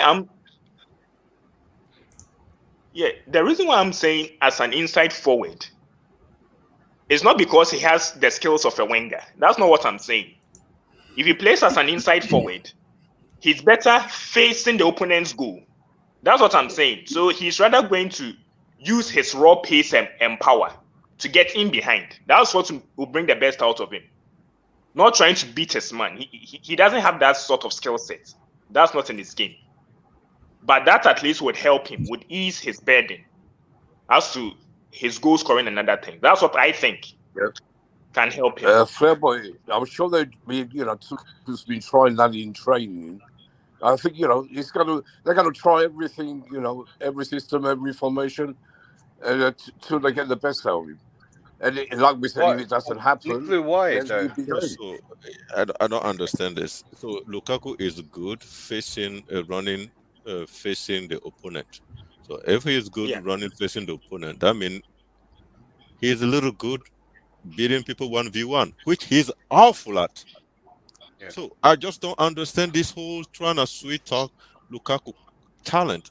Lukaku is not good running. I mean, if you give space to Lukaku, and you just run it in parallel, and with Lukaku, he might just use his body, hand, and to push you away and run away with the ball. But Lukaku, nobody, even in the system we played yesterday against Plymouth, nobody forced Lukaku not to turn and run into the opponent. He is the one that limiting himself. So any game, we all play football before. It's you are the target man. Yeah, it happened 15 minutes. After that, you can drop a little out, take the ball, face your. Lukaku actually has a lot of chances to run into the, but he forgot the ball behind him many times during Plymouth game. If you guys remember. So at the end of the day, all those trying to mask, trying to get. Listen, Lukaku has to fix what is wrong with Lukaku. Nobody, and not even me on this panel, will ever be able to explain me why Lukaku best position or how Lukaku is best. No, because since the seventh game, I haven't seen anything good about Lukaku. Let's just be honest. He will be playing, and I will wait. I will love him to score goals. But if you want me to be honest, I haven't seen anything good from Lukaku. You know, Just Boogeyman. I think even one that thing that we one-on-one keep forgetting scenario. is, Dickly, just a second. I think one thing that we keep forgetting is when we say that him running towards the goal is his best play. I kind of fail to understand how can a player have running towards the goal as his positive and at the same time have hold up play as his positive, because we have Lukaku in hold up play as his biggest positive. That's what we always say, right? His hold up play is positive, his layoff is positive, and all of this is having his back towards the goal, right? All of this can be basically done with his back towards the goal. So if he's that sort of a player, how can he be strong running towards the goal? That's where I'm failing to understand the logic He behind didn't what have you none did of that, there. VJ. trying to He had none of it. like people just Even at Inter, he had Martinez do all that. He had Martinez do that in the one-on-one. What Lukaku was good at was when the defense is stretched, which is when you play the 3-5-2 or the 3-4-3, right? And especially the way Conte, and with the wing backs, it stretches it. And when you play on a quick from the counter direct, right? It gives Lukaku a lot of space to run in channels, and to me, he's a big winger.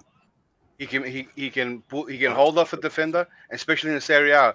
They're not as big as the EPL, and it was Lavara who did a lot of other running link up play, and he's the one that can take on one-on-ones. Lukaku barely did. If you watch a compilation of Lukaku's goals, they're very just easy finishes. Counter Yeah. attack. They're very It's counter, just big space, Run just in the tap ins. space, run in it, not beating Yeah, look, anybody, just running and score the goal. That's all yeah. Lukaku is good at. But So he will not gonna get Lukaku, that chance with us because we yeah, he didn't dominate get him. Boogeyman. He didn't even get the ball and then like take on one or two players. No, it was very with big space. It was very brute force, right? He made the chances that he even made was just holding off a defender and doing one turn left foot bang. Yeah. He just used brute force. He didn't use skills, Like, nothing. and problem in the EPL, defenders are also physical. That's the only Yeah. thing they big up themselves. Also, that's why they call themselves defender. And Lukaku Yeah. cannot just bully them easily. Like just Yep. anybody can go back and watch that Plymouth game. Just watch it and see how that defender was holding off Lukaku. Like one ball was also put, and Lukaku and the defender was struggling. Lukaku did hit that ball. The goalkeeper has stopped, but you can see how Lukaku wasn't able to hold that defender or push him around. No, the defender was so physical present during the entire struggle. So listen, he needs to just come to the conclusion that he needs to get fit, be as light, and start jumping in a box and hitting like all those corners, all those cross from Ziyech. I love the fact that Ziyech at least is doing something different this time. Whether you play in a 3-4-3 or in a 4-2-2-2, he's crossing, Yeah. he's hitting the ball. So I would just wish that Lukaku also decide, okay, now that someone is going to be crossing the ball, I need to work on my jump. I need to work on my how to run to the first post or the far post. So he need to just work on those things, not always stay like. And he need to also try to take a risk, like that goal from Aspi yesterday. Go back and watch the game. He passed the ball, run, stop, run stop. As soon as he saw the opening and the emptiness, he just went there, and by chance the ball ended up there, and he just instinctively just play it that way. If it was Lukaku, he would just be staying in the middle of the box. He would never try to run, do anything. And that's why even that ball that was passed in front of the goal, he was not anywhere close to put that ball in empty net, because he was not moving before that ball. The ball has been the cross has been made. We all saw the ball coming. That's when Lukaku started moving. It was too late. Nowhere. There's no way you're going to get that ball in the net. Take some risk. Be attentive. Use your flair. That's what a striker is about. And stop playing, like, stop letting us fan into your mind. Just block us out. We will be screaming at you. We will be saying stuff like we're saying right now about you. But you are a top striker. Get over it and score goal for Chelsea. That's what we care about at the end of the day. Yeah, Can I agreed. Can I ask a question, Vijay? Like I think Go on, the go on, theme Vijay. that we're on is, how long do we give Lukaku and at what cost? Because I know people saying, yeah, we got to give him time, but it's going to come at a cost. Because if Lukaku doesn't find form, it's going to cost us some games. If Yeah. it could cost. We got the Carabao Cup finals. That could cost us that. It could even cost us the World Cup, the Club World Cup at the moment, and it could cost us the Champions League next round. And so, at what point do we say, no more chances? Because if you say give him to the rest of the season, we could finish. We could be in a top 4 battle. We could and come out empty-handed. I think that's a question for Showtime. Yeah, declare also we can win it can come good, and we can win the final, and we can win the club cup if he comes but I think you good. misunderstood my question. That's we don't know till it happens. Yeah. So, but you have to give him. You can't just get rid of him. Straight away. No, Nick Miller. I think you misunderstood the question. I agree that if he comes good, of course we can win everything. Yeah. But so we can win everything. If he doesn't, if he's still going at the same form that he is in, how long do we give him before we say no more? Because that's up to you can't. Tuchel. Yeah. No, I'm asking everyone's opinion, because Nick, you can't give him to the rest of the season whatever at we the same say rate. ain't gonna happen. So it's up to Tuchel if he's going to bench him. You're bouncing around the question, Nick. I'm asking for your personal opinion, not Tuchel's opinion, right? When it comes to that, it's the fact that we're winning. As long as he's playing and we're winning, Tuchel's not going to put him on the bench. There's no way that our opinion is going to say, oh, because we consider him not playing well, or some of us consider him not playing well. Tuchel's going to drop him, and if he drops him, we're gonna lose the match. We're gonna win another match. You don't know. As of right now, we're on a run of winning games with him playing. So what do you see that, okay, dropping him is going to be a key point? There's no dropping him if we're winning matches. You cannot say that drop him and then we're gonna win more matches. No, as of right now, we're winning and he's still playing. So what time do I need to give him to get dropped because he's not banging in goals, or some of us consider him not contributing to the way that we want him? I will say something. You just said, what happens if we're losing? But we're not losing. So why would I bring up something that's not happening to us? Hold on. We drew with Brighton. Is that a loss?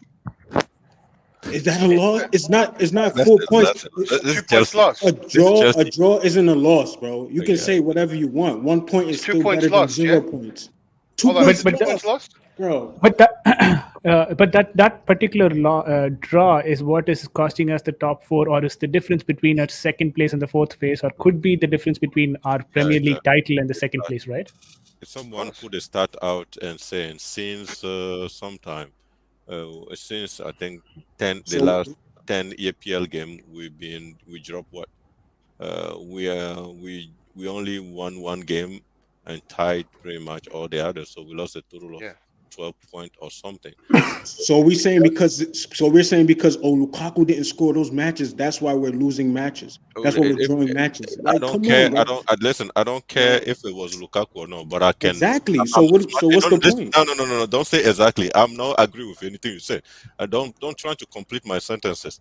I'm not completing anything. I said exactly. Yeah, I'm but not let me completing finish. Just let anything. me. I'm an So adult enough to when? complete my Wait, my wait. sentence. Let Let me Boogeyman finish my finish. Go on. sentences. Don't try to use me and for your I'm not own. using you anything. Yeah, I'm agreeing with let me what you're finish saying. my That's why I sentence. said Let me finish exactly. my sentences. Bro, take the.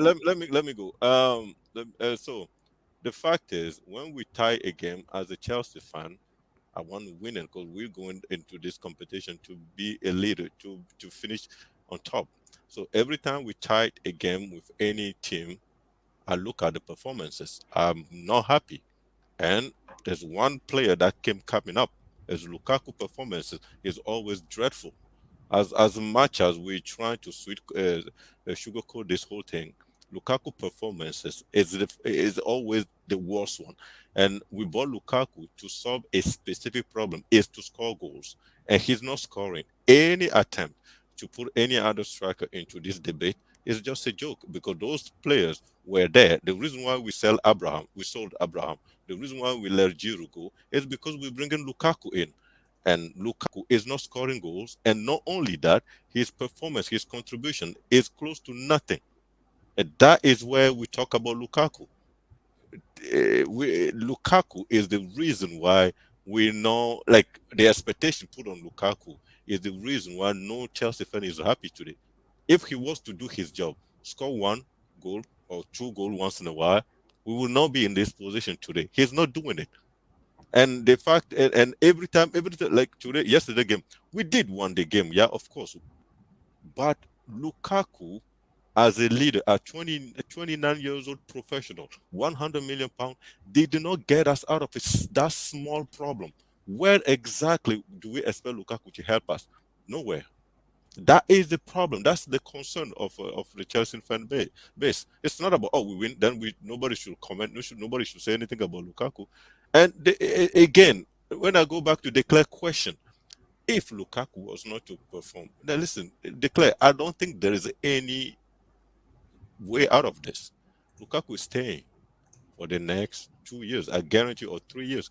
He's going to stay. There is no when do we start. No, Tuchel came out, if you guys remember, and say, I think it was a journalist that told Tuchel, yeah, but as a service to Lukaku, players are not helping Lukaku. Did you say Tuchel rebuttal? He said, no, Lukaku is losing ball when he has no pressure on himself. He has the ball, he passed the ball in emptiness. Lukaku has the ball many times on that field with zero pressure. He lost the ball. Lukaku has chances, and he didn't manage to score them. Tuchel on a post press conference. Have you ever seen a coach do stuff like that to his own player? Never. At least, no. I mean, Mourinho does Yeah, stuff I've like seen it. that. Boogie, I've seen it a lot of times, and he Okay, was talking but about listen, let me finish about this. game. But Let me you know, finish. But he was saying that Tuchel about say, with the Just a other second, Nick. Just a attackers as second. well, we not didn't. just Lukaku.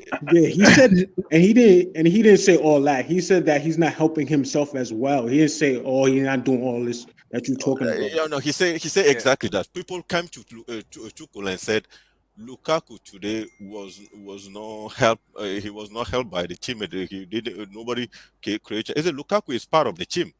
He lost the ball today under no pressure, and he has a lot of chance that he should score. So we cannot sit down here and say playing helping Lukaku. Lukaku has to help the team. So if Tuchel say that, and I'm pretty sure when I heard that, I was like, oh, Tuchel, you crossing the red line. The red line. You should not be criticizing openly your player. If we say Tuchel cannot do it, we fans should put it out there just to make sure Lukaku, you not playing good. Even if Tuchel cannot say it openly, we have to say it so the board knows that we know the reason why we're not going to be winning a title this season is Lukaku. Don't fire Tuchel. Don't try to pretend that Tuchel is the one that doesn't know how to manage Lukaku. Lukaku is not just good this season. Will Lukaku be good next season? My opinion is simple: no. But I'll wait and see it. If he become good, I'll be happy. But I don't think he will ever. Man, my question wasn't whether we get rid of him or not. My question was more, when do we drop him? Yeah, no, there's no dropping of Lukaku. He's not going to be dropped until we have a loss. He's not. No, we have. That's exactly what I was referring to. It's not a loss. Does Lukaku get dropped at our first drop, or do we keep trying to get the best out of him, because that was the points we brought up, that that Tuchel has to find the best out of Yeah, Lukaku. I think But Tuchel we're in has decided. February. There's only like Um, 3 more months.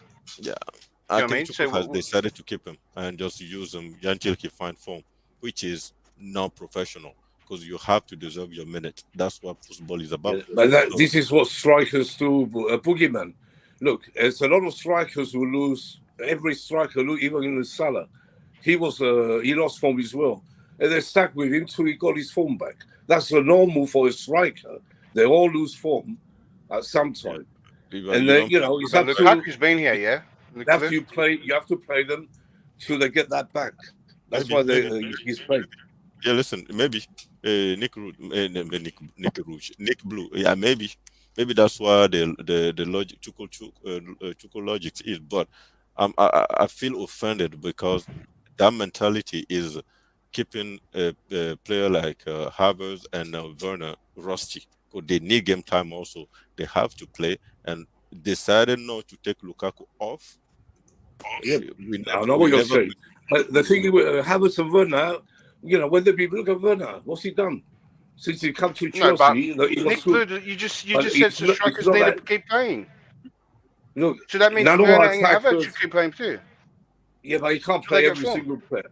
He tried. Yeah, he put them all on yesterday. Well, to see Lukaku what happened. can't play every single game then.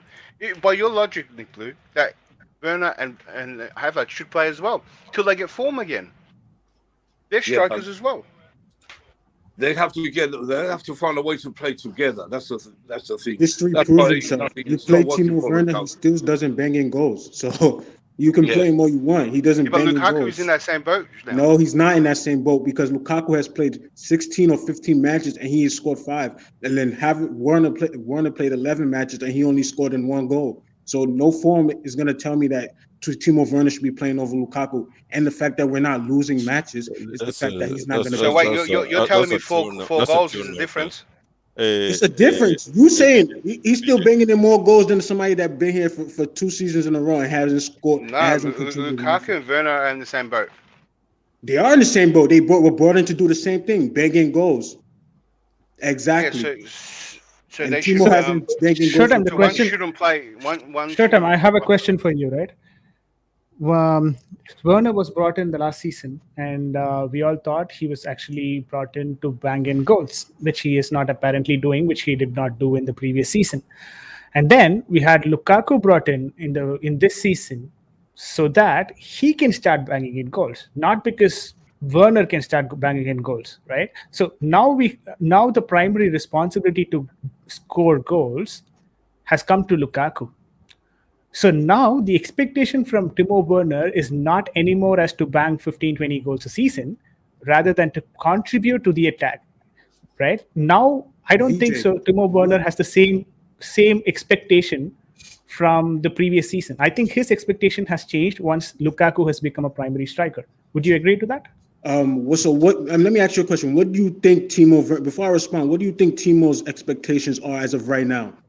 Tell me. As of right now, Yeah. his expectation is as similar as that of anyone, like Kai Havertz, Hakim Ziyech, or Mason Mount, to contribute to the attack, but not necessarily convert them into a goal. Like if they convert them into a goal, it's fine, but goal scoring is not their principal expectation, rather than to contribute attack and put the balls for Lukaku, which wouldn't be the case in the previous year. So let me ask you a question. Timo Werner, how does he, except for making runs, what else does he contribute to us scoring goals or starting an attack?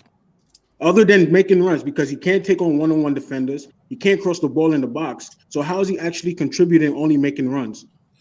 When the ball is not even given long, when we don't even necessarily throw long balls in all the time. He's in the right position and he splits up defenders. That's what basic running. He can cross the ball in too. No, he cannot. He's harder to defend because he runs a lot, and his timing of the runs and his speed of his runs. Did you just hear what I just said? Other than making runs, what else is he contributing to the team? Because all those plays that VJ mentioned, he contributes more than one thing. Hold on, I'll answer your question. If we compare to Lukaku can't even do that. So Lukaku is not making runs. right? Lukaku, What? he's not splitting up defenders, and Lukaku's barely moving. Werner goes wide. Werner can play across the front three, so Werner can almost be a temporary winger as well, No, he cannot. and he can play. Yeah, he can mix up, he can link up, and he can come join in the build up of the play.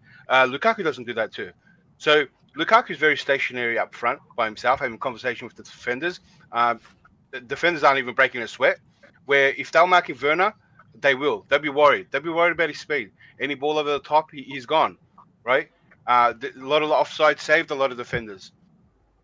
And if we had Showtime, can I answer your question, Showtime? Yeah, I want you to answer because I asked you. I don't know where he came from. Yeah, see, the thing is, I'd like to answer your question by actually asking you a counter question, right? For Timo Werner, you said he can run. What else can he do? But doesn't becoming a winger or doesn't running become one of the primary responsibilities of being a winger or playing someone who's on the wide space? Yes, that's a priority. But once he makes the run, what is he doing with the ball? Now, Tell me just a what second. It wasn't. Now, let me finish it. Let me finish this. I just Let me add finish him this. to your thing, VJ. Didn't Timo Werner win a lot of penalties as well? I can't remember the exact amount, but there was a handful of penalties he won just by his movement and his speed. Yeah, he didn't get to convert him. Right, he does help in getting penalties as well. But Showtime can still argue Lukaku won penalties for us. Pulisic even wins penalties for us. But see, this is the thing, right?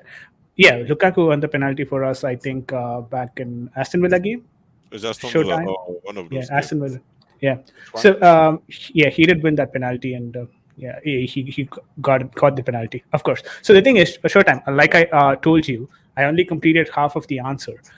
If the primary responsibility of someone who's playing on the wide position or a winger position is to run, and Timo Werner has that aspect of it in his game, when I compare this particular attribute to Romelu Lukaku, whose primary responsibility is to score goals, and he doesn't do it, who do you think should be out of the team first?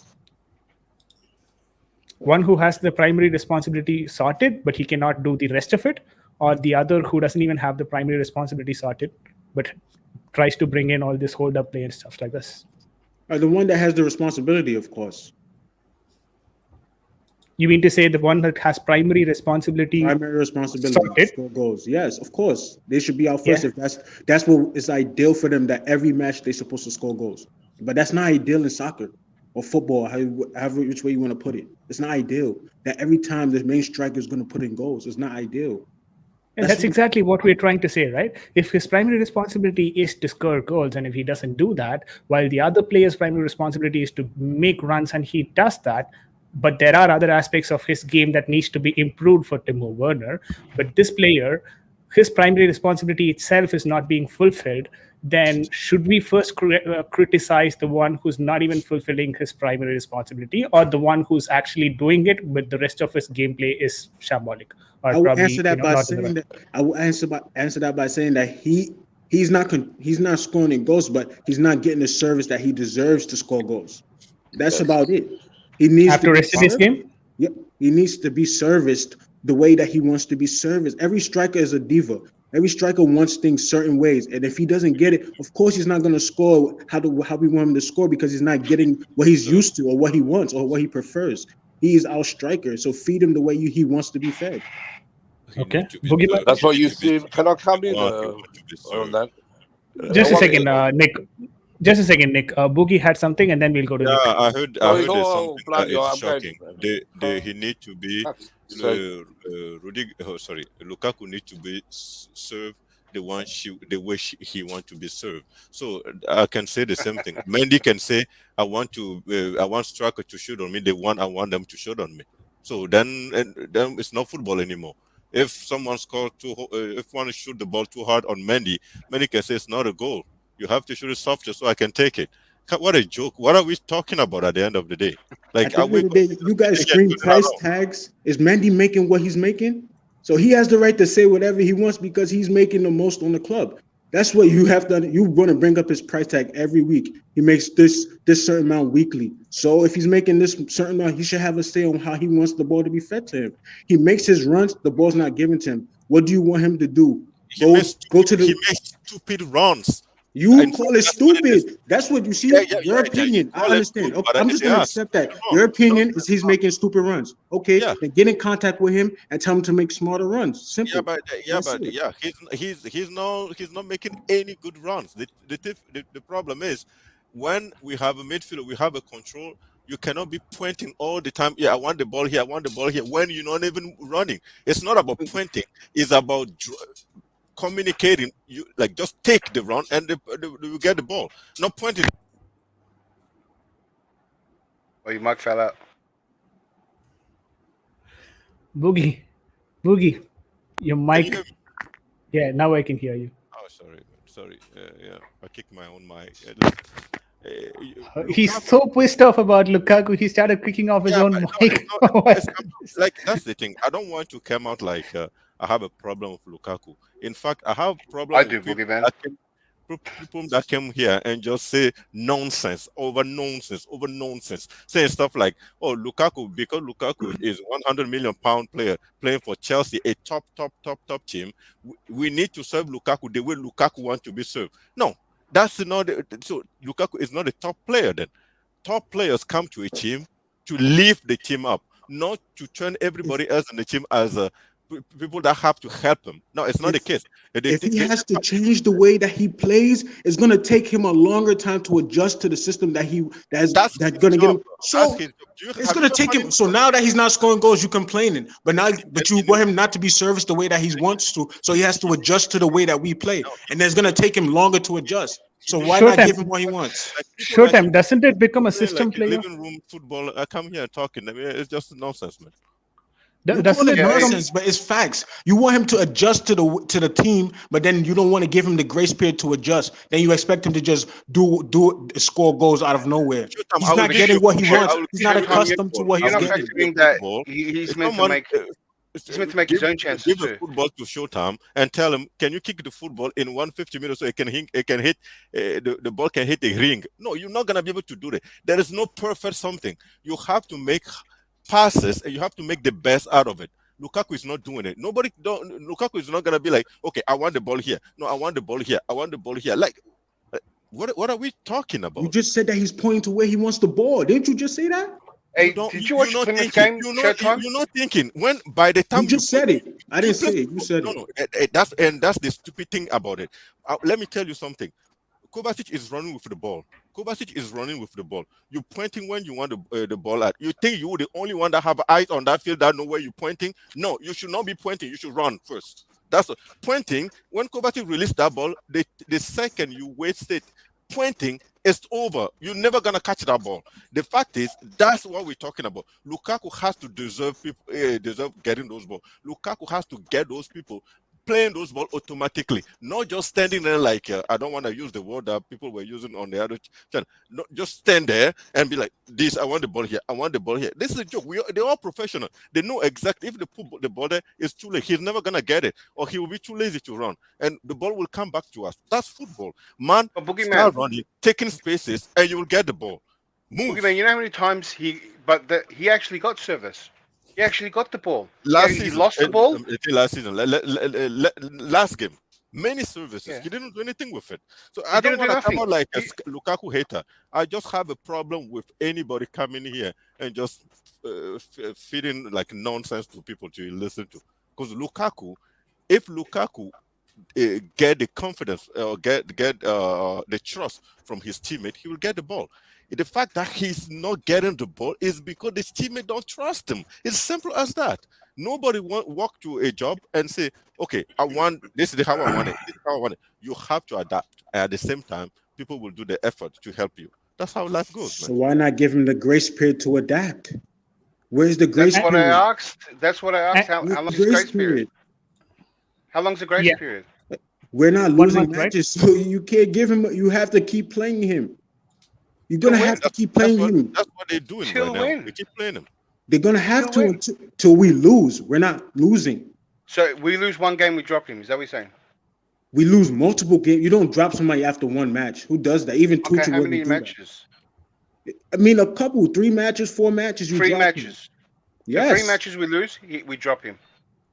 I mean, I'm not the manager, so I'm not gonna say yes. But That's is that guaranteed. consensus But if Your against? opinion. I'm the Your manager, opinion. if I'm the manager, I give him. I'll let him know 1-on-1. You don't 3 matches, 4 matches. Your performance is shit. I'm dropping you. Simple.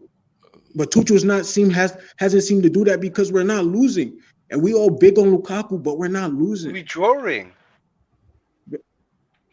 I understand 2 point dropping 2 points is a loss to you, but in other people's eyes, that is not a loss. That's a draw. Even Tuchel has come out and said we're not winning, but we're not losing. He has said that multiple times.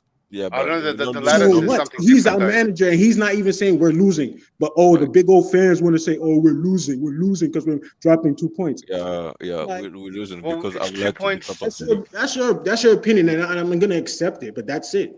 I'm not gonna Bro, say it's 2 because we. points against Everton. It's 2 points against Wolves. It's 2 points You can against keep here we go naming them. At the end Brighton. of the point, It's at 2 the end of the points against day, it's Liverpool. not a Can I loss. It's can I against say It's a Swansea. something? draw. Can I say something? Yeah. If It's two let me against 2 just say points against in Brighton. the perfect world, let's say Lukaku was to score. We started that game yesterday, and Lukaku scored the first 10 minutes. He scored goals. uh, we will have substitution. It will be more relaxed. We will probably avoid some injury. Listen, I'm not taking this that saying look up to the reason why we're getting injuries, but I think it will make it easier for all the other player around to come in or to get fit and all those things. So the only fact that Lukaku is not scoring goals and he's not helping with the total overall performance of the team, and we're not winning, it doesn't mean Lukaku is the reason why we're not losing. The fact is there's other factors, the physical how do you say it? Uh, I don't know if I can say the tiredness, but I don't think that word is in English anymore. Fitness. No, not the fitness, like the fact that players we have to overuse certain players. The fact that, like, Fatigue. let's say Kovacic and Jorginho start that game. If we were 2-0 in the first 35 minutes, you will notice that Jorginho and Kovacic will take the game easier. They're not going to do too many rounds, trying to fight every ball, trying to prevent the other team to score on us, jump, all those things. It's more relaxed. So you have your muscle is more relaxed. You don't get tired after a game. But the fact that Lukaku is unable to score goals, but we keep playing him, it has other problem. We create other problem around the team. Midfielder have to work better. Defender has to be more focused because we're not scoring in front, and they have to jump in front of any shot. They have to tackle any at striker that's trying to score. They have to battle more. So we're not losing. Yeah, we tying game. It's not good, but just saying, okay, so we're not losing. We should not be frustrated with Lukaku. We're not scoring goals. That's the main problem. If we're not losing, we still not score goal. And Lukaku is as a team like Chelsea, where winning and being top of the league is really important. I think we fans should be frustrated with the 100 million investment that is not scoring goal for us. We should all be frustrated. Do we take it too far? I don't think so. I only get frustrated when someone is telling me, "Oh yeah, Lukaku, yeah, but we're not losing." Or Lukaku has contributed. Or Lukaku has. Then I'll be like, "No, I'm watching the same game as you. I just don't understand it. That's my problem." We've got Chelsea Perspective joining us. Chelsea Perspective from the US joining us. We've got already Faldiaso or Boogeyman from Canada, Declared from Australia, Showtime from the US. So, of course, multiple people from multiple continents, myself from Asia. Big up to Chelsea Perspective. Welcome to the channel. Yeah, Coachella. big up everyone. Sorry I'm not in my studio, so I'm not gonna show my face. I'm using an iPad, and I haven't seen Boogeyman for a while. I like Well, maybe listening to you him haven't cleaned being your face in a while, man. You don't want to see your dirty face, man. That's okay, man. I'm not blaming you, man. You're welcome, brother. Boogie is always a straight shooter in terms of being objective and saying the truth. And no disrespect to anybody. The truth about Lukaku is that he's come to Chelsea. He's created more problems for us than he can solve, actually, and he hasn't solved any for us. And I think buying Lukaku at this point, you can argue, was a mistake because it wasn't like we weren't creating chances last season. We created quite a lot of chances. The problem was just that our attackers was just low on confidence. They weren't putting away the chances we were creating. So we, in a hurry, probably not Tuchel's choice, went and bought Lukaku for 100 million, not considering that he doesn't have a solemn value, not considering that he is 28, not considering that Lukaku, first of all, doesn't have the attributes to fit in our style of play. Even check Tuchel's team, check Mainz, check Dortmund, check PSG. He doesn't play with such an attacker. Even when he had what's this Argentine at PSG, who you can say is just close to Lukaku's style of play, but he's more technically gifted. He doesn't even use him that much. That's to show you what Icardi? Tuchel is. Icardi, exactly. So how that happened, I don't know. Because in the first place, look at Lukaku. Oh, true, he operates with space. But even when he has space, if the ball comes that is in the air, it takes him sometimes 3 tries to get the ball under control. How did you sign that kind of a player for Chelsea? It just doesn't make sense. And whenever he's on the pitch, either subconsciously or by design, every player we have on the pitch, on the flanks, the 2 number 8 or 2 number 10s, depending on the application, it just seems as if their primary responsibility will be to look for Lukaku, and that way we create less chances whenever Lukaku is on the pitch. But when he's not there, you see fluidity, you see in-game intelligence, you see our wing backs invert, join the midfield, and all these things, and we create more chances in his absence. So I don't get the argument of giving him time. Giving time to the detriment of the team, it just doesn't make sense. He's created more problems that he can solve for us, and that's me. That's my own opinion. All right, some strong opinions coming from Coachella, Chelsea perspective. Please check out his channel as well. A wonderful run channel, always an inspiration for content creation. Coachella, are you still on YouTube? I didn't know that. I haven't Oh seen my any of goodness. yeah, but I haven't seen any of his notification in a while. Maybe I'm not too much on YouTube lately, that's for sure, but I haven't seen too much of his notification. No. He provides regular content. I've just been on his channel last week even, so I'm Seriously? pretty sure that he regularly provides. Let me content. check again. Yeah, keep you guys. I'll go on. I'll try to figure out why I'm not getting his notifications. Yeah, guys, that's very important. Please turn on the bell notification if you'd like to regularly be apprised about we going live. Pretty much a very good panel this time we had, like with Big Bookie Man, Chelsea perspective, Showtime, of course. Single-handedly trying to argue about Lukaku's position in the Chelsea squad. I admire Showtime. How do you say? Absolutely. Like 100%. Yeah. Listen, you someone has to trying to explain to me how do the other Chelsea fan that sees a good in Lukaku. So I like to know, and I like the fact that Showtime is fighting for the people that think that way. I respect, man. No, you know what? I wouldn't have had this sort of a mentality to fight for a player in my squad if the entire panelist is against me, because probably first thing I wouldn't have the necessary data points. Even if I had, I'm not sure if I'd be in this position to fight this strongly as much as what you did. Big up to you, Showtime, for doing that. And if we keep talking about Lukaku, this is going to be an overnight conversation. So let's probably move quickly into the 11 that we have that we might have for the Al Hilal game that is going to happen midweek, and try and select our formation and the players who we think might be present. So we've got 4 panelists right now. We'll quickly ask their opinions as well as and when we progress through it. Guys, let me know when you can see my screen, when you can see the formation, and then we'll take it from there. Boogeyman 3-4-3 or a 4-2-3-1? Not just Boogeyman. 4-3-3-1. I will go 4-3. Listen, we're going to. I think Lukaku will be playing, and I think Reece James is not going to be played. And we didn't really try Kennedy that much, and I would love to win that cup. And I don't think we're going to go there and just guess or test our formation. Test statistics. We're not gonna go there and try to test Tactics. Tactics. Thank you, man. We're not going to Nice. go there and test tactics like putting Aspilicueta as a wing back, and I think he's injured also. Well, that's what I heard. So and Kennedy is not ready. Not when I say ready, I don't know too much, but I haven't seen him play too many games, so I don't think he will be uh, used as a wing back. So I think we'll be playing fourth at the back. At least that we know for sure. We have Malangsa there, Rudiger there. We have Thiago Silva coming back, and we have Chaluba. So all those people I just listed, plus Christensen, they play. You can pick 3 or 4 center back out of them any game, any time, right? So, but no, there's no wing back there.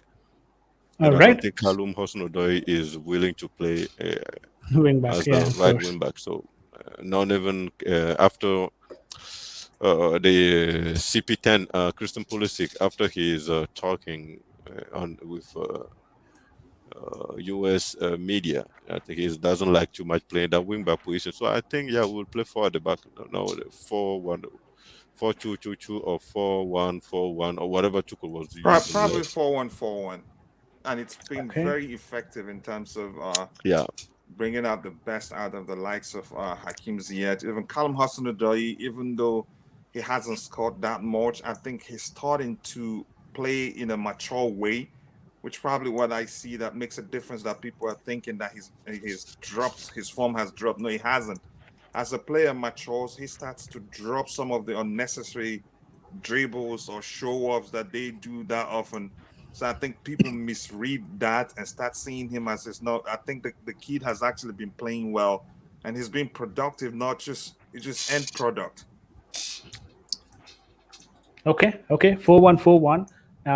So Boogeyman, I think you will also agree to the 4-1-4-1 declared and showtime 4-1-4-1 or 4-2-3-1 or a 3 at the Yeah, back. 4-1-4-1. We don't have the wing backs, Yeah, I'm so I going think to that's 4 why at we the back reverted as to this. well.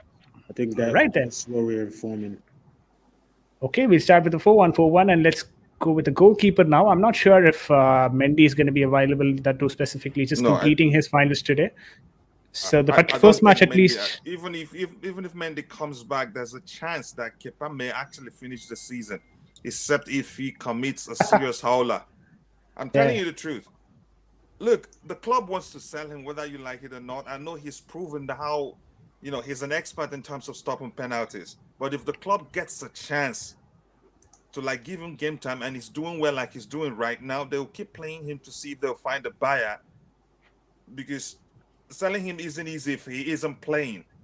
So I see him that is finishing the season if he keeps playing well as the fourth choice. And I think they will even explain to Mendy, because it's an opportunity to show Kepa to the world. Look, this guy is still good.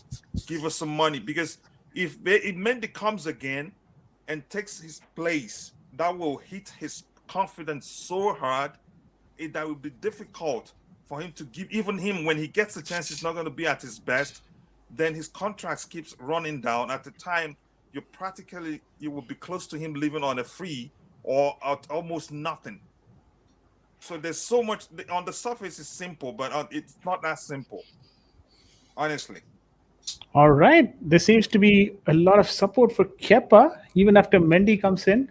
Can I say something about that, man? Yeah, go on. Like what Coachella said makes sense. But listen, I don't think we should think about Kepa mental situation or mental condition if Mendy take his position back from him. Listen, this is football. Kepa is making 200 something a week. And I don't think taking the position out of Kepa should not be he should not be the problem for him to go in a mental breakdown. He's making his money, and no problem there. So if Mendy come back, Mendy deserves to take his position back. If Kepa want to keep holding to it, he just have to show it on the field. I refuse to have anybody playing for Chelsea just based on the fact that if Okay, you the take him off. question, Boogeyman, that's why I like being on a panel with you. How do you justify that Kepa has been doing well? He hasn't put a foot wrong. If you could argue that. And Mendy comes back from AFCON and you say, okay, now Mendy is back. You drop to the bench. I don't think that will happen. Yeah, how it will happen is simple. The definition. What's the definition? Who is our first goalkeeper? As Mendy. Now, there's a possibility that if Kepa perform good, he can take that position away from Mendy. He's in the number 2, so number 2 can take the number 1 position. You just said it right there. Yeah, but that's what I'm trying to say. But if you are the number 2, you have to do more than just doing good. You have to do exceptionally to take that position away from Mendy. So right now, if Mendy come back from AFCON, Mendy play whatever game what he was playing with Senegal, he is play final. That's a bigger achievement. Whether he win it today or not, it doesn't matter. Yeah, I think they're still 0-0s now. Yeah, so if Mendy come to Chelsea, sitting in the we call it vestiaire in French, but in the dressing room. Dressing room. Fuck. My mind is not. So if Mendy sitting in that dressing room, Kepa sitting in that dressing room, there's no way Tuchel will go and pick Kepa over Mendy. You, in fact, creating more problem for Mendy mental situation than even doing anything to Kepa. Mendy has to be always the top because he has proven that if we trust him, he will bring us to he will help us win competition. Kepa, no. If Kepa wants to take that position, number 1 position, he has to do exceptionally. He has to do more than just being good. So he has to be a good distributor, stop all the shot, and even do way more than what Mendy has offering us. And I don't think Kepa is capable of it. So I think Mendy come back, Mendy take his position back, and we should. And the other thing is, we are human beings. I understand the fact that your self-esteem can hurt you when you feel like you deserve this, but nobody give it to you. But listen, the money side of the business is so we should not be just neglecting that. Kepa is making more money than Mendy. You think Mendy is happy seeing that? No. Mendy knows that there's no way in his entire life, entire career at Chelsea, he's going to sign a contract at Chelsea with that Kepa wages. It's not going to happen. Even Mendy renewed today, he's never going to reach that. He's probably going to be 120 or something. And I'm pretty sure he's not happy about it. And Kepa should just focus on that one and take a lot of satisfaction out of the fact that he's making more money and just focus on his second position. And like you said, if we find a buyer, we just let him go. Cause it's too much for a goalkeeper for me, anyways. All right. Boogeyman. Yeah, great point from Biggie Man right there. Yeah, we need to get rid of him at some point, and right now I think he's justified whatever his transfer fees was, according to me at least. So it's high time we get him, moved to a different club, and that will definitely open up a bit of, specifics in our wage book as well. And I think so. Sometimes people get it twisted because he came in on a higher transfer fee. We are inadvertently expecting him to have higher wages, which is not the case actually with Kepa. He's actually on something which is less than 150K a week, so he's not on higher wages. Seriously? Yeah. No, but so can you? He's getting 150. Yeah, Kepa is around 150. He's not. I don't think so. Seriously, no. Come on, guys. He's not more than that. I've typed with Chelsea player wages a few times, and Kepa is always 170 or something like that. Yeah. Just a second, let me check though. But I remember seeing it. And there are Lukaku, Saul Werner, 155. Yeah, see, that's all. But that's still more than 3 times Mendy. So Yeah. Mendy is going to get a massive bump when you can't have both of them in the team. Yep. On that wage. Yep. But So having said that, what? Kepa is still our 5th highest paid player at 155. Sixth Kepa is highest. Yeah. 155. Okay. Yeah, so 155. So it's not like 200, but still 155 being on the higher side. And I think we will have to revisit the contract situation of Mendy as well, because initially when we got him, most definitely. Oh Yeah. you So- can expect that. exactly. So once we do that, selling Kepa wouldn't be a problem as much as like people consider it to be, because he's on 155. He's not like on 200 or 210. That becomes insanely difficult for us The to sell him. salary isn't the issue here. Yeah, the transfer money is would that be the issue. the club wouldn't want it to be much of an L They would like if they're taking an L, let it not be too much. And you know Chelsea hates that. No, but the thing is, he also signed a long contract with us. I think his Yeah, that's the contract was thing. 7 years or But something. hasn't he been here up to 3 years? His contract He is came in getting. under Lampard. Yeah, I think 2 years. He came I under think this is the Sarri. third. Oh, So his Sarri? contract is getting 7-year over on contract. 2025. Yeah, 2025. so it's close. Yeah, but It's we're right not gonna now. renew that, man. Yeah. Let him go, man. Still free in 4 years. 4 years, yeah. That guy That's the making a lot of problem. money. Okay. Look, if Kepa, for me, I think Kepa himself would want to leave. It is a Yeah. World Cup year too. I'm pretty sure he wants to try and make the team.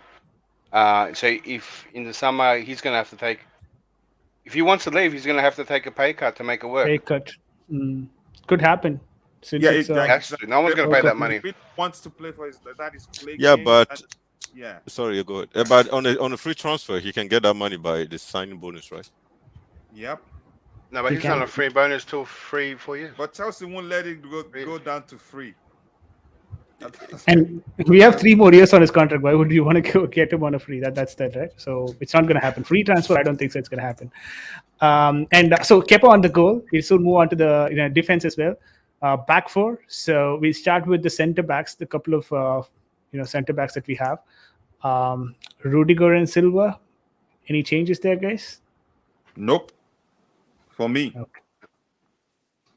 Same here, Rudiger same and here. Silva. Boogeyman as well as Rudiger and Silva. Showtime declared. Chelsea Yep. perspective. Same. Yeah, Wow. Sam. Something that we all can agree on. Perfect. Now moving to the fullbacks. The wing backs.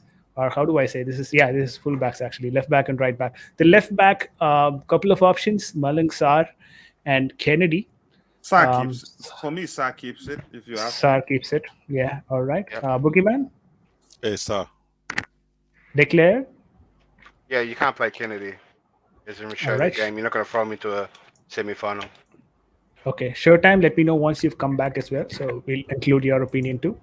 But yeah, moving to the right back situation, Spilicueta seems to have injured himself. Not sure if he will be ready for the game. So considering him as unavailable, let us take the team there, right? So we've got options like Chalobah and oh my God, that's all. Huh? We just have Chalobah, is it? That's it. Yeah. Yeah.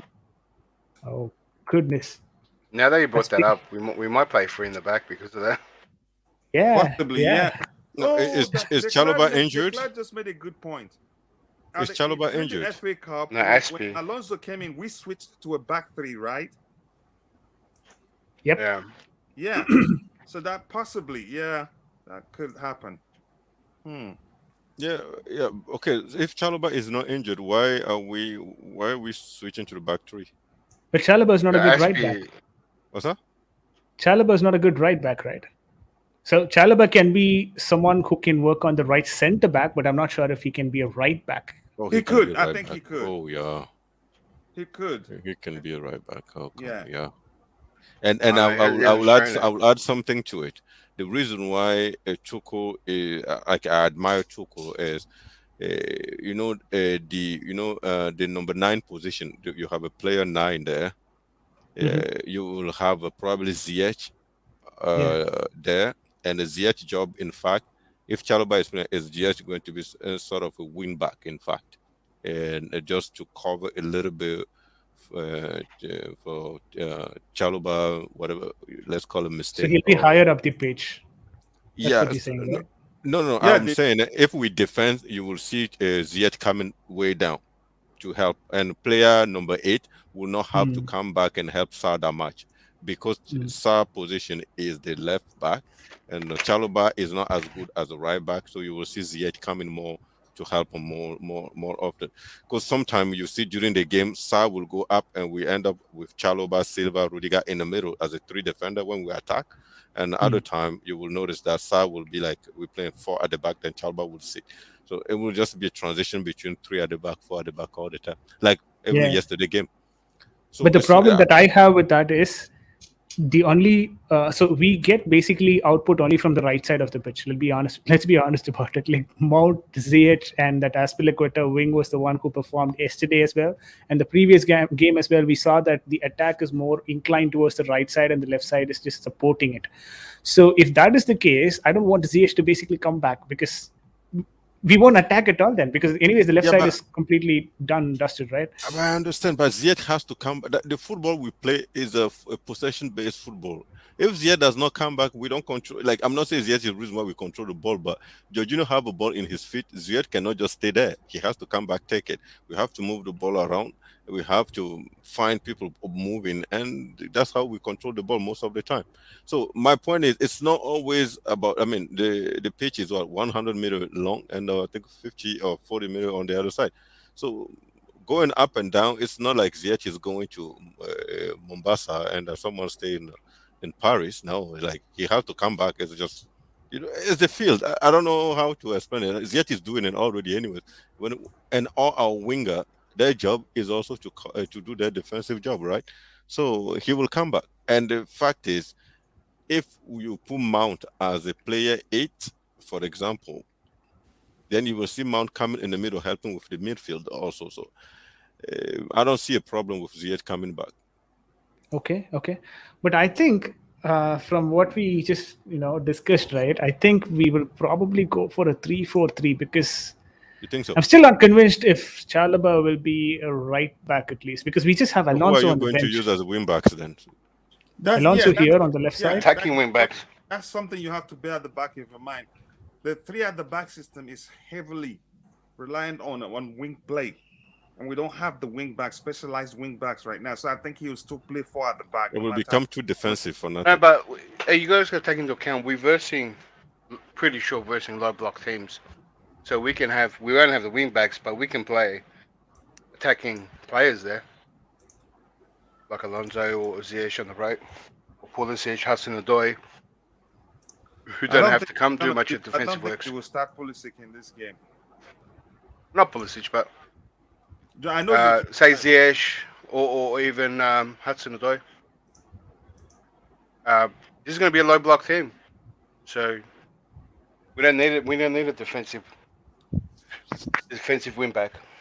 So as long as Alonso and that are bombing forward, let's say it's Hudson-Odoi and Alonso. So I think that here, right? Show here, and me. No, I was going with the 3 in the back. Now that you're going with the 3 in the back. Yeah. 3 in the back, then Silva center, Rudiger here, Chalobah here, right? And you want Alonso probably to play here, correct? Yeah. Mm-hmm. And this position? Sure. Oh, I'm not sure if he's going to be playing there, but yeah, sure. Good call though, sure. And we do have Pulisic available, so maybe if you want to consider that. Tuchel doesn't trust that guy. That's me. It doesn't look like he trusts him. Okay. Okay. And Kovacic for me. Virginia Kovacic, okay. Yes, I'm just naming the players here. If you guys think that they will not be the one who will be playing tomorrow, just make sure that he'll let me know, so I'll change it accordingly. No worries. Yeah. Kovacic as per Jorginho and Kovacic as per declared. If you guys have a different player option, I don't know what's with Kante. He seemed to have injured himself in the previous game, or he was actually unavailable through the squad. From what I'm hearing, I'm not sure, and somebody tell me if I'm wrong. It has to do with him not being vaccinated or something like that. Oh my! Really? I think he's vaccinated. He is vaccinated. Is he okay? So that's not the story then. But because remember at the beginning of the entire COVID situation, he said he has a family member with some health issues, so he cannot come and play. I think it was under Lampard. He cannot come and play, and he was given a few more days during the preseason not to show up. Yep. And then Yeah, but there after was no time it was mentioned that he was vaccinated. I no, remember after that. that, after that, it was all about the fact that he was not feeling good during the first Manchester City game. Then after that, we heard that he was COVID positive, and I think the question, I think I read it somewhere, I can't remember where. The question is, why wasn't they diagnosed before? And then I think someone answered say because he was vaccinated and he was not showing pretty much any symptom or something like that. And that's what I heard. Okay, The reports are conflicting then because yeah. recently the story was that he wasn't vaccinated and that FIFA requires that you get vaccinated before you participate. I mean, it's a conflicting report, so but I'm not sure anyway. Yeah. You think Jorginho? You think Cover will play in front of Conte tomorrow since he was rested? I'm just asking. I don't know. I think Conte will Something have with to play. Kante. Remember, Kante No, wasn't they- even on the bench this He was last just game. dropped. He was just dropped for the likes of like other players to come in. I don't think there's nothing wrong with him because he wouldn't have made the flight if Okay. he was hurt. I hope so.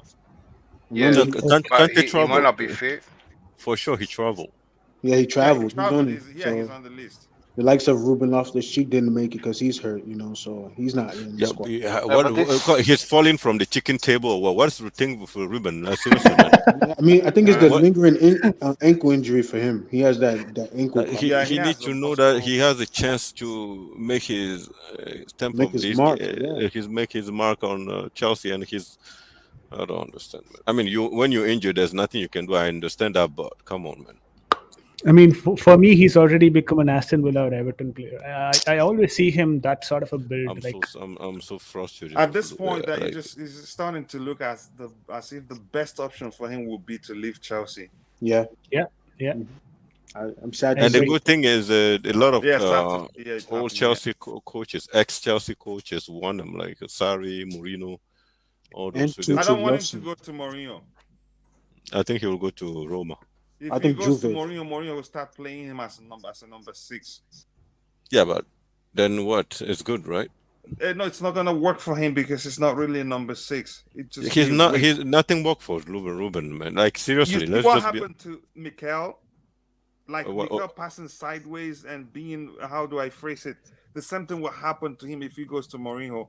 The best place to go is where Sarri is. Sarri Yeah. will give him that space. True, closer- but the closer problem to with the, Sarri is, squad, where I he don't would think do Sarri well. is going to be there for long. He's going to get fired also. So I'm At not least sure.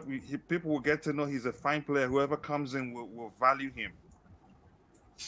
Good point. I mean, I depend on where Ruben want to play, right? If he want to be number 6, And yeah, you're right. And Lampard could say, "Just wait, and I'll come for you," and he will wait for the summer. Yeah. And they'll I'm pick not him pretty up. happy with Lampard coming in and taking our assistants and taking some of our players. Exactly. Yeah. Ashley Colonel is gone now. Yeah, I'm Yeah. not happy with Lampard doing that. He needs to stay in his lane and do what he got to do in Everton. I get your as long as point, he but comes here's against the Barkley. thing, here's the thing. He has a Declare good say relationship Barkley, with the man. club. Yeah, So whenever let him he come get Barkley. comes, You can come take Barkley for free, but everybody else, you have to go through the fans. You got to go through the channels, Lampard. Barkley's salary is too much. He won't come. Yeah, but he's an Everton legend. He's coming home. I was running a space actually a couple of I think a week back when Lampard was appointed the manager. The night before that, when we got the news about Lampard being taken as the manager, when the news was about to be broken out, and I was on the stream, I created a space, and there was a lot of Everton people jumping on the stream.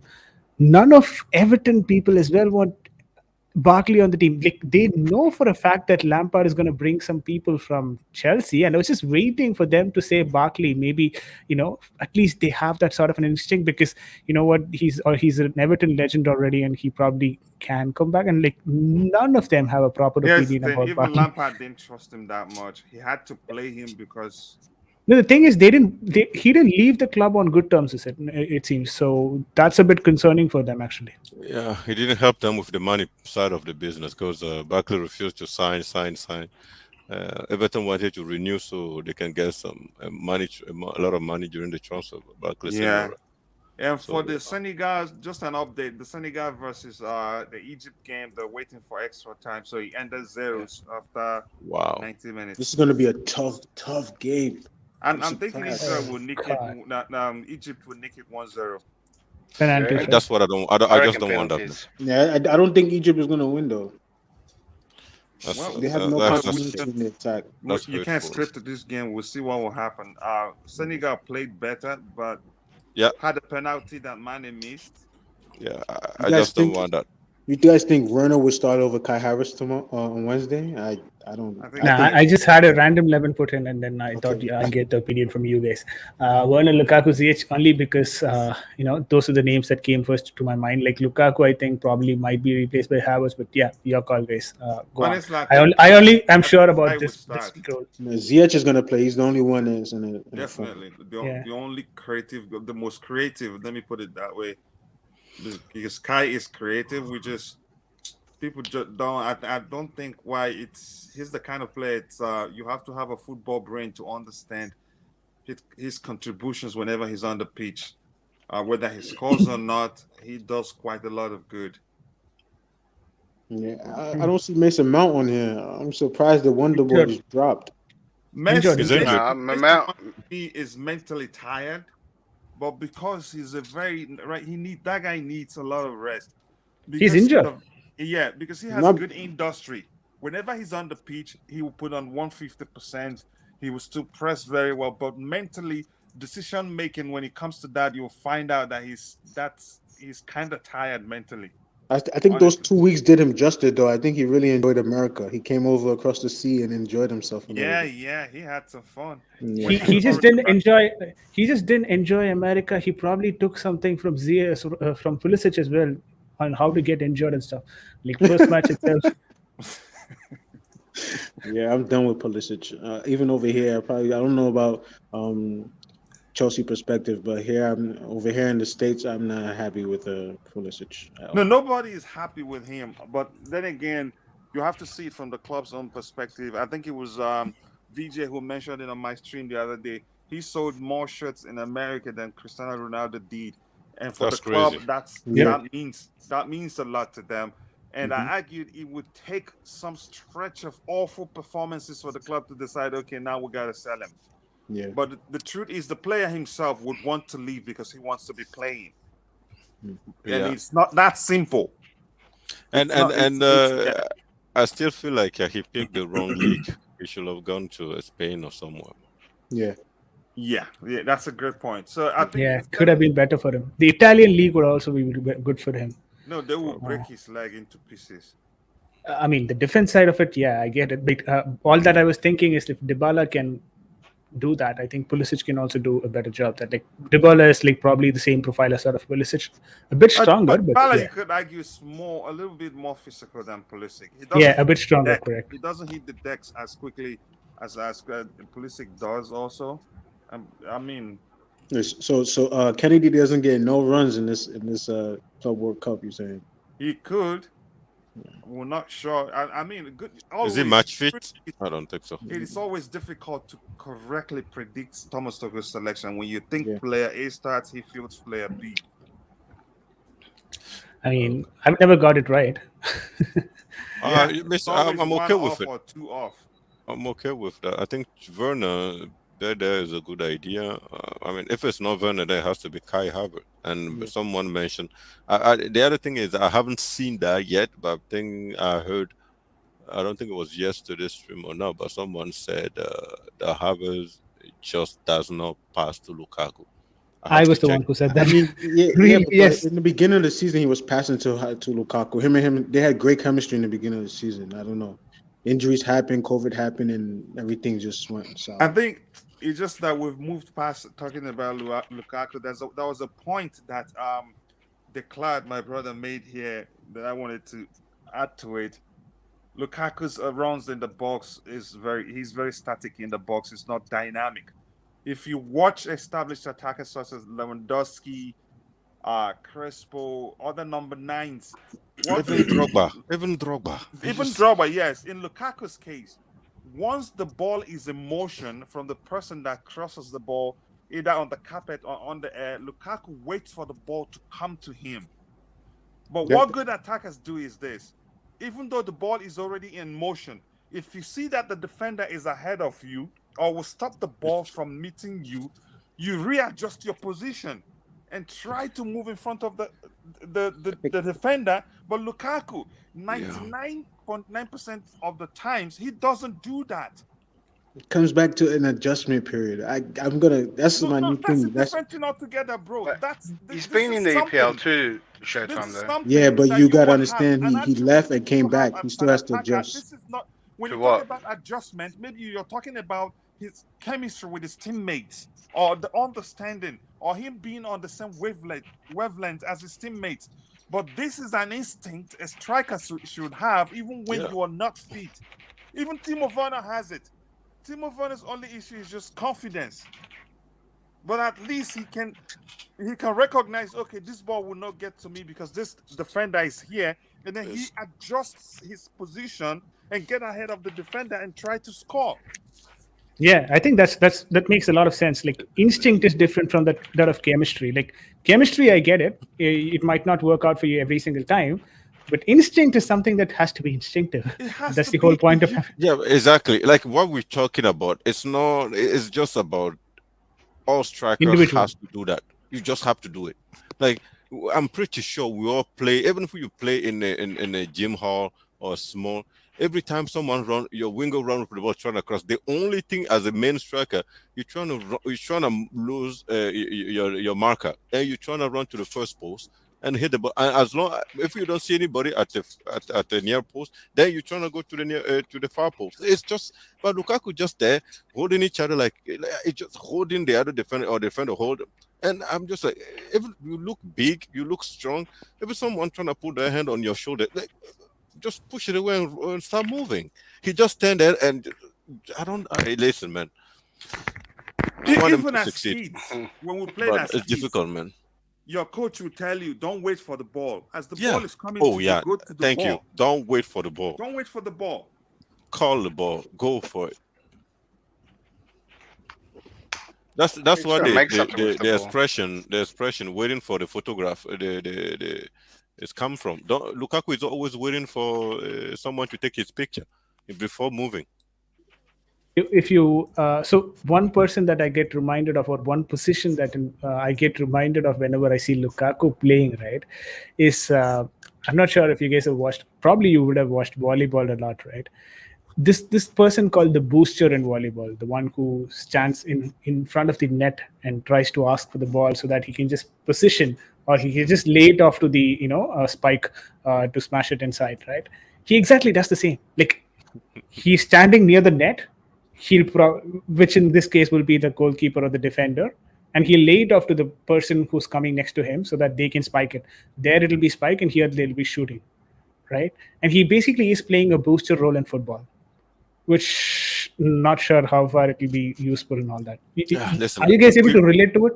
Oh yeah, finger crossed. Hopefully he starts scoring goals because this is not good enough. If Let me ask.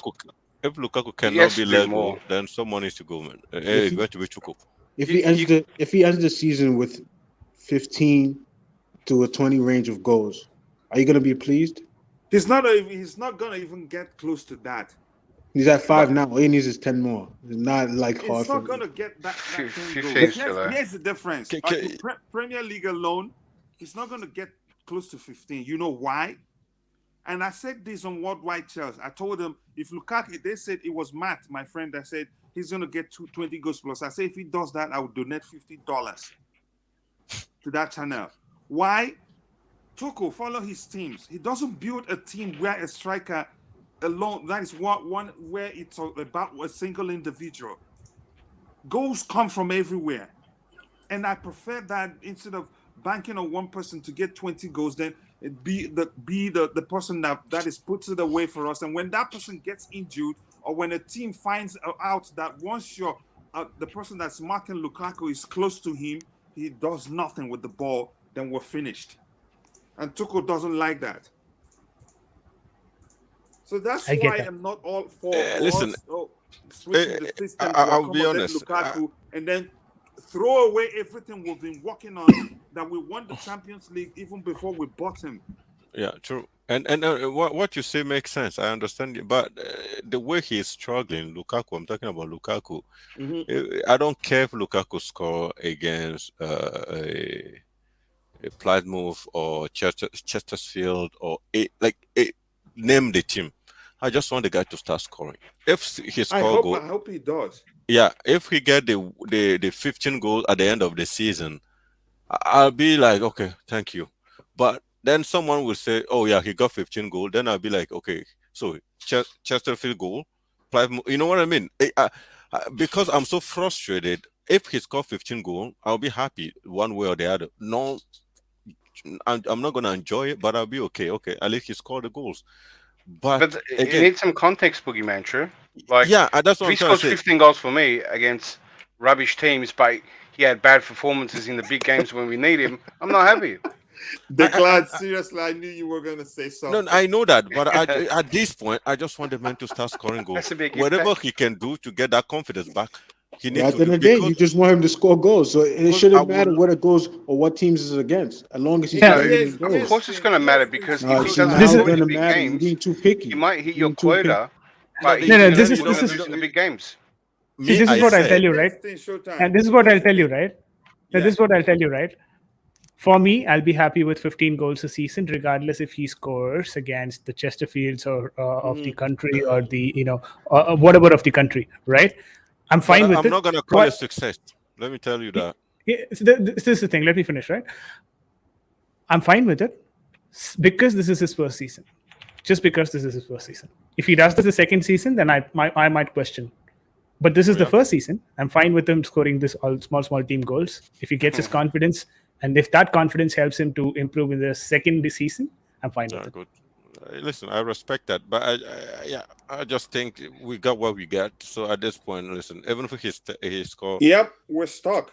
if he score whatever goal he score at the end of the season, listen, I will take Yeah, it, but I'm not gonna call it success. Yeah, here's what I'm looking forward to. I'm hoping it will happen, because the truth is, he's underperforming, and then he went and do an interview. No matter what, whether he meant it or not, or whether he didn't mean to hurt anybody, it was a mistake. In the first of all, forget the context in the first place. What I'm hoping to happen is for Antonio Conte to tell Daniel Levy, look, if you get me Lukaku, I will win you the league. And they say, okay, we want him. So okay, give us Kane and take him. I hope that happens. Honestly, I wouldn't. I got a more realism on I wouldn't Coachella. even mind fasting for that to happen. Hey, Coachella, for me, I think Pochettino might get the sack, and that brings Conte to 1 year. In the summer, he's down to 1 year contract, which PSG can buy. And then if he goes to PSG, then PSG can easily solve our Lukaku problem with money. PSG has a better scout than that. I can tell you that they're not going to. Nah, but if Conte goes there, he's gonna want his man, yeah. Yeah, but I think Conte stays at Tottenham. I think he will do well he this hasn't- season. That they will keep. He hasn't signed Coachella, so there's a big question mark there. And if Yeah. PSG come calling, or a bigger club, not just PSG, a bigger club. With this guy, what the PSG director was, this Brazilian, what's his name? PSG's priority right now is Champions League, and they know Conte he's not good with that is he's not done quite well in the Champions League, so I don't think they will come for him. Maybe there's not many They'd rather managers go though. for Zidane. Yeah, that is a risk as well. Yeah. I think Zidane is more likely to go to PSG next. Yep. Because he's the not thing coming is- to I don't think they will go for Conte because they want the Champions League more. No, That this is is the concern, right? Zidane actually seemingly wants or is more interested in the French national team coach. Like Deschamps is actually stepping down as the coach, and he is, someone who is looked up for that Yeah, role. and he's actually, you're right. waiting for it. Can I add something quick? That Zidane is a Marseille son, right? He is from Marseille, and I don't think he will be PSG coach because Marseille and PSG cannot see each other eye to eye. But probably he will go for the national team for sure. But I mean, I don't think he's a Zidane will come to EPL like. He doesn't like EPL. He No, openly he can even, admitted that he, he do- doesn't he doesn't like speak EPL. English either. Doesn't even know English, so and I don't think he wants to learn. So yeah, lots of obstacles there. Yeah, but more importantly, PSG will not come for Conte. Yeah, I don't think they know he will not deliver what they want for them. And Conte is a drama man. He's a drama queen also. Is another Yeah, Lukaku, right? So yeah. just leave it the way he Yeah, is. he started off the whole Lukaku thing anyway. Lukaku just echoed what Conte said because Conte said Exactly. that Chelsea didn't know how to use him. I was so Um, frustrated with Conte. You see, Yeah, you see and that, and Lukaku said that. that's you guys just made a great point there. So it sounds fishy to me that Conte will make that comment, and then Lukaku also makes a similar comment. So they're talking. They're talking. Yeah, So, exactly. Someone say here, Lukaku would love to have our coach fired, and listen, I tend to believe it. oh well, Yeah. but it doesn't look like it will happen this time because Chelsea, people, you never know. Yeah, we've been Yeah. fan of Chelsea for how many years now? Chelsea, okay, you just never know. that's the truth. Who knows that Ancelotti will get fired the boot? Nobody knows that. Chelsea is just one of those odd clubs, man. Decision come, and that's it. And then I'm Yeah, sorry That's to true. state this, and I'm I sorry to didn't think state this. Ancelotti would say. No matter what happens, I don't see Lukaku being as good as he was at Inter at Chelsea. We don't play like that. Lukaku operates with lots of spaces, and that's not. It doesn't happen in Premier League like that. Check all his goals. But Coachella didn't. Lukaku knew that. Lukaku's been here for a long time. It's He knew money. that. It's money. he came It all for comes money. down to money. And instead of simple. adjusting And and for the getting love of the better, club. and instead of all that, right, he decided to go for the new manager route. So a new I manager think will come in and give him what he wants, yeah, play I how he don't, I wants. don't, at Chelsea, the new manager will come and start sitting back and then making sure we have space to run so that he can run in behind or bully players. Then Abramovich will fire you under 3 weeks. Yeah. Most people are not paying attention to what needs to be done for Lukaku to start scoring the type of goals he scores at Inter. We will practically switch to a complete different team. Counter-attacking will be our main strategy before Lukaku starts playing as good as played as Inter. That's the issue. That's why I'm asking, what kind of people do we have in our scouting department that looked at him and said, okay, this will work? And Vlahovic was available for less than $50 million pounds then. The problem thing is is, with people Chelsea- like Vlahovic, you will not have commercial value along with him. And our team is not like our business side of it is Chelsea's business side of it is never going to go for those kind of signings as much as we wanted to. Like you could see Azpilicueta doing that. Like people like Azpilicueta coming, without big names and stuff. But Chelsea likes to do this with players very recently. With Pulisic as well, I felt that was more of a commercial signing. Lukaku as well, I have the same sort of a feeling. That's where I kind of think we are going to go for big name signing. I think Declan was the one who actually told about this in the start of it.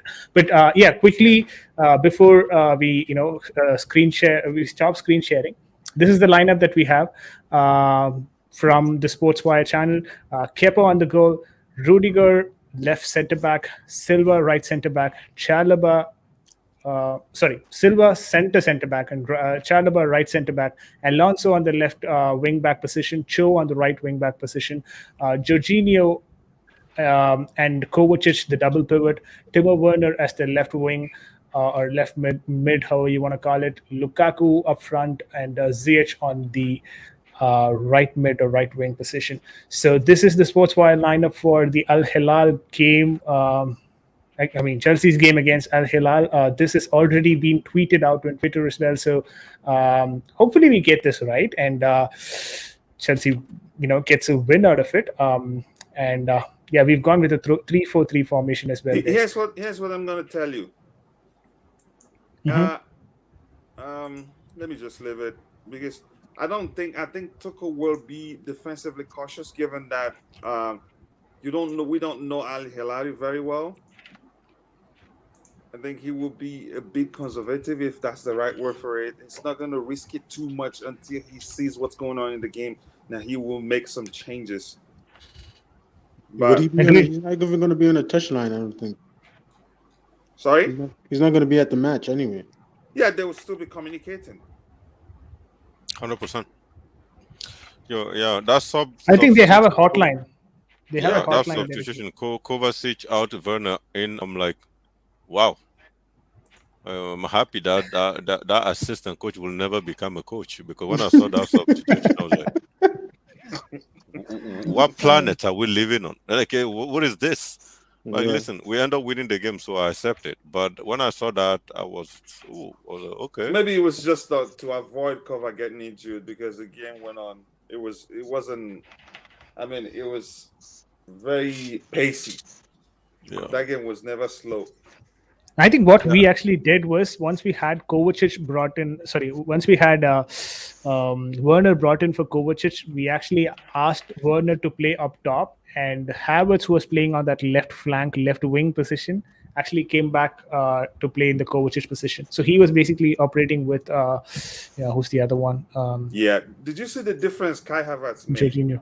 Yeah, he is a different maker. I like him and God, Lukaku together. The difference in terms of how we were able to string passes together. Yeah, the thing is, why do we have a players that are not like complete? They come in, they bring something small. This one can bring something really. That frustrates me sometimes. Like Kai Havertz, can you just be that guy that can take the ball, dribble 1-3, and hit the ball with precision, hit the net?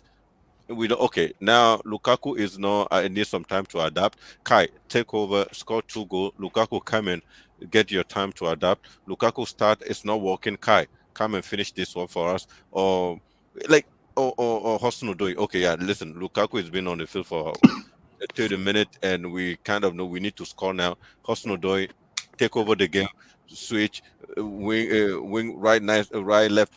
Now shot and score the goal like Mo Salah does. Pulisic, can you dribble through all these people and score your goal? Hey, Hakim, can you find a far post and score directly? None of them. They all. Hakim Ziyech is good at crossing. That's it. He's like, okay, I'm the crosser.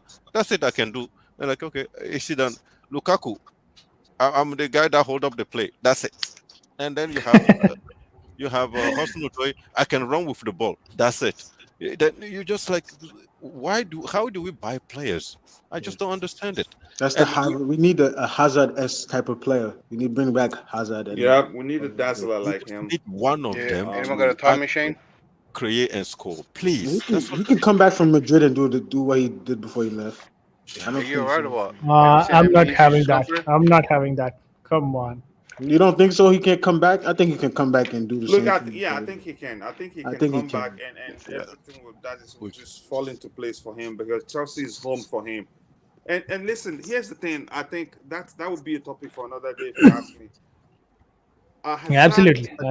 Has struggled because he's the guy that make him the main man, not necessarily just about him, but let him understand how important he is to that team. He performs. Hazard went to Madrid. He wasn't the person taking the penalties. It was Ramos. Then Ramos leaves. It became the Benzi. So it's like he doesn't get that special. He needs that special treatment. He needs you to show him, look, you're important to this team. Even when oh my God, it's as if talking about Lukaku right now. Don't you get the same feeling, Boogeyman? Superstar syndrome. That's the thing. See, even Kevin De Bruyne, the reason why he left Chelsea. Those are special players that you have to show them. Look at how important you are to this team, and then they will perform. They don't stand and point. They don't tie their shoelaces when something isn't going well for the team.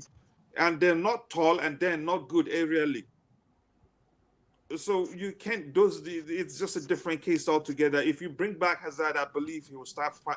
You will see that Hazard that was at Chelsea again. At least we'll see better than what we have right now. Exactly. Hey, Senegal got a penalty. Sorry. Is it? No way. Yeah. I thought it was a free kick. What's your time clock? Because I'm on 107. Let me see. It's on a replay for me.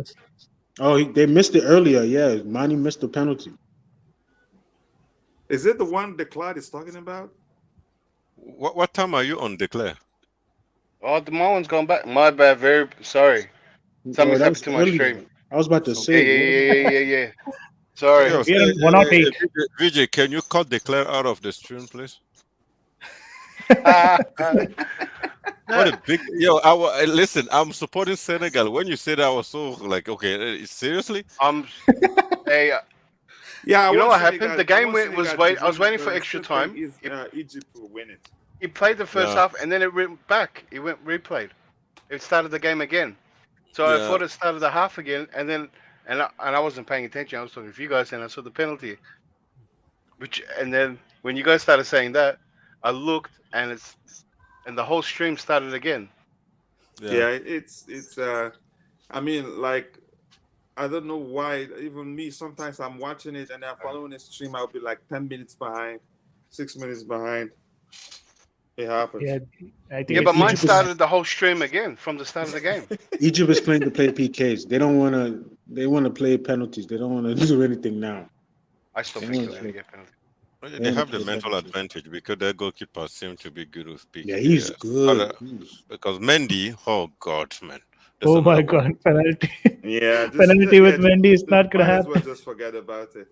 But maybe they will change him if it comes to penalty. They may have a better keeper. Everybody is better. Even a player can go in it, man. He's Mendy anyways just just jump gonna on stand. Mendy just drop on his knees or just Yeah. stand. He doesn't know what to do. I just don't understand it.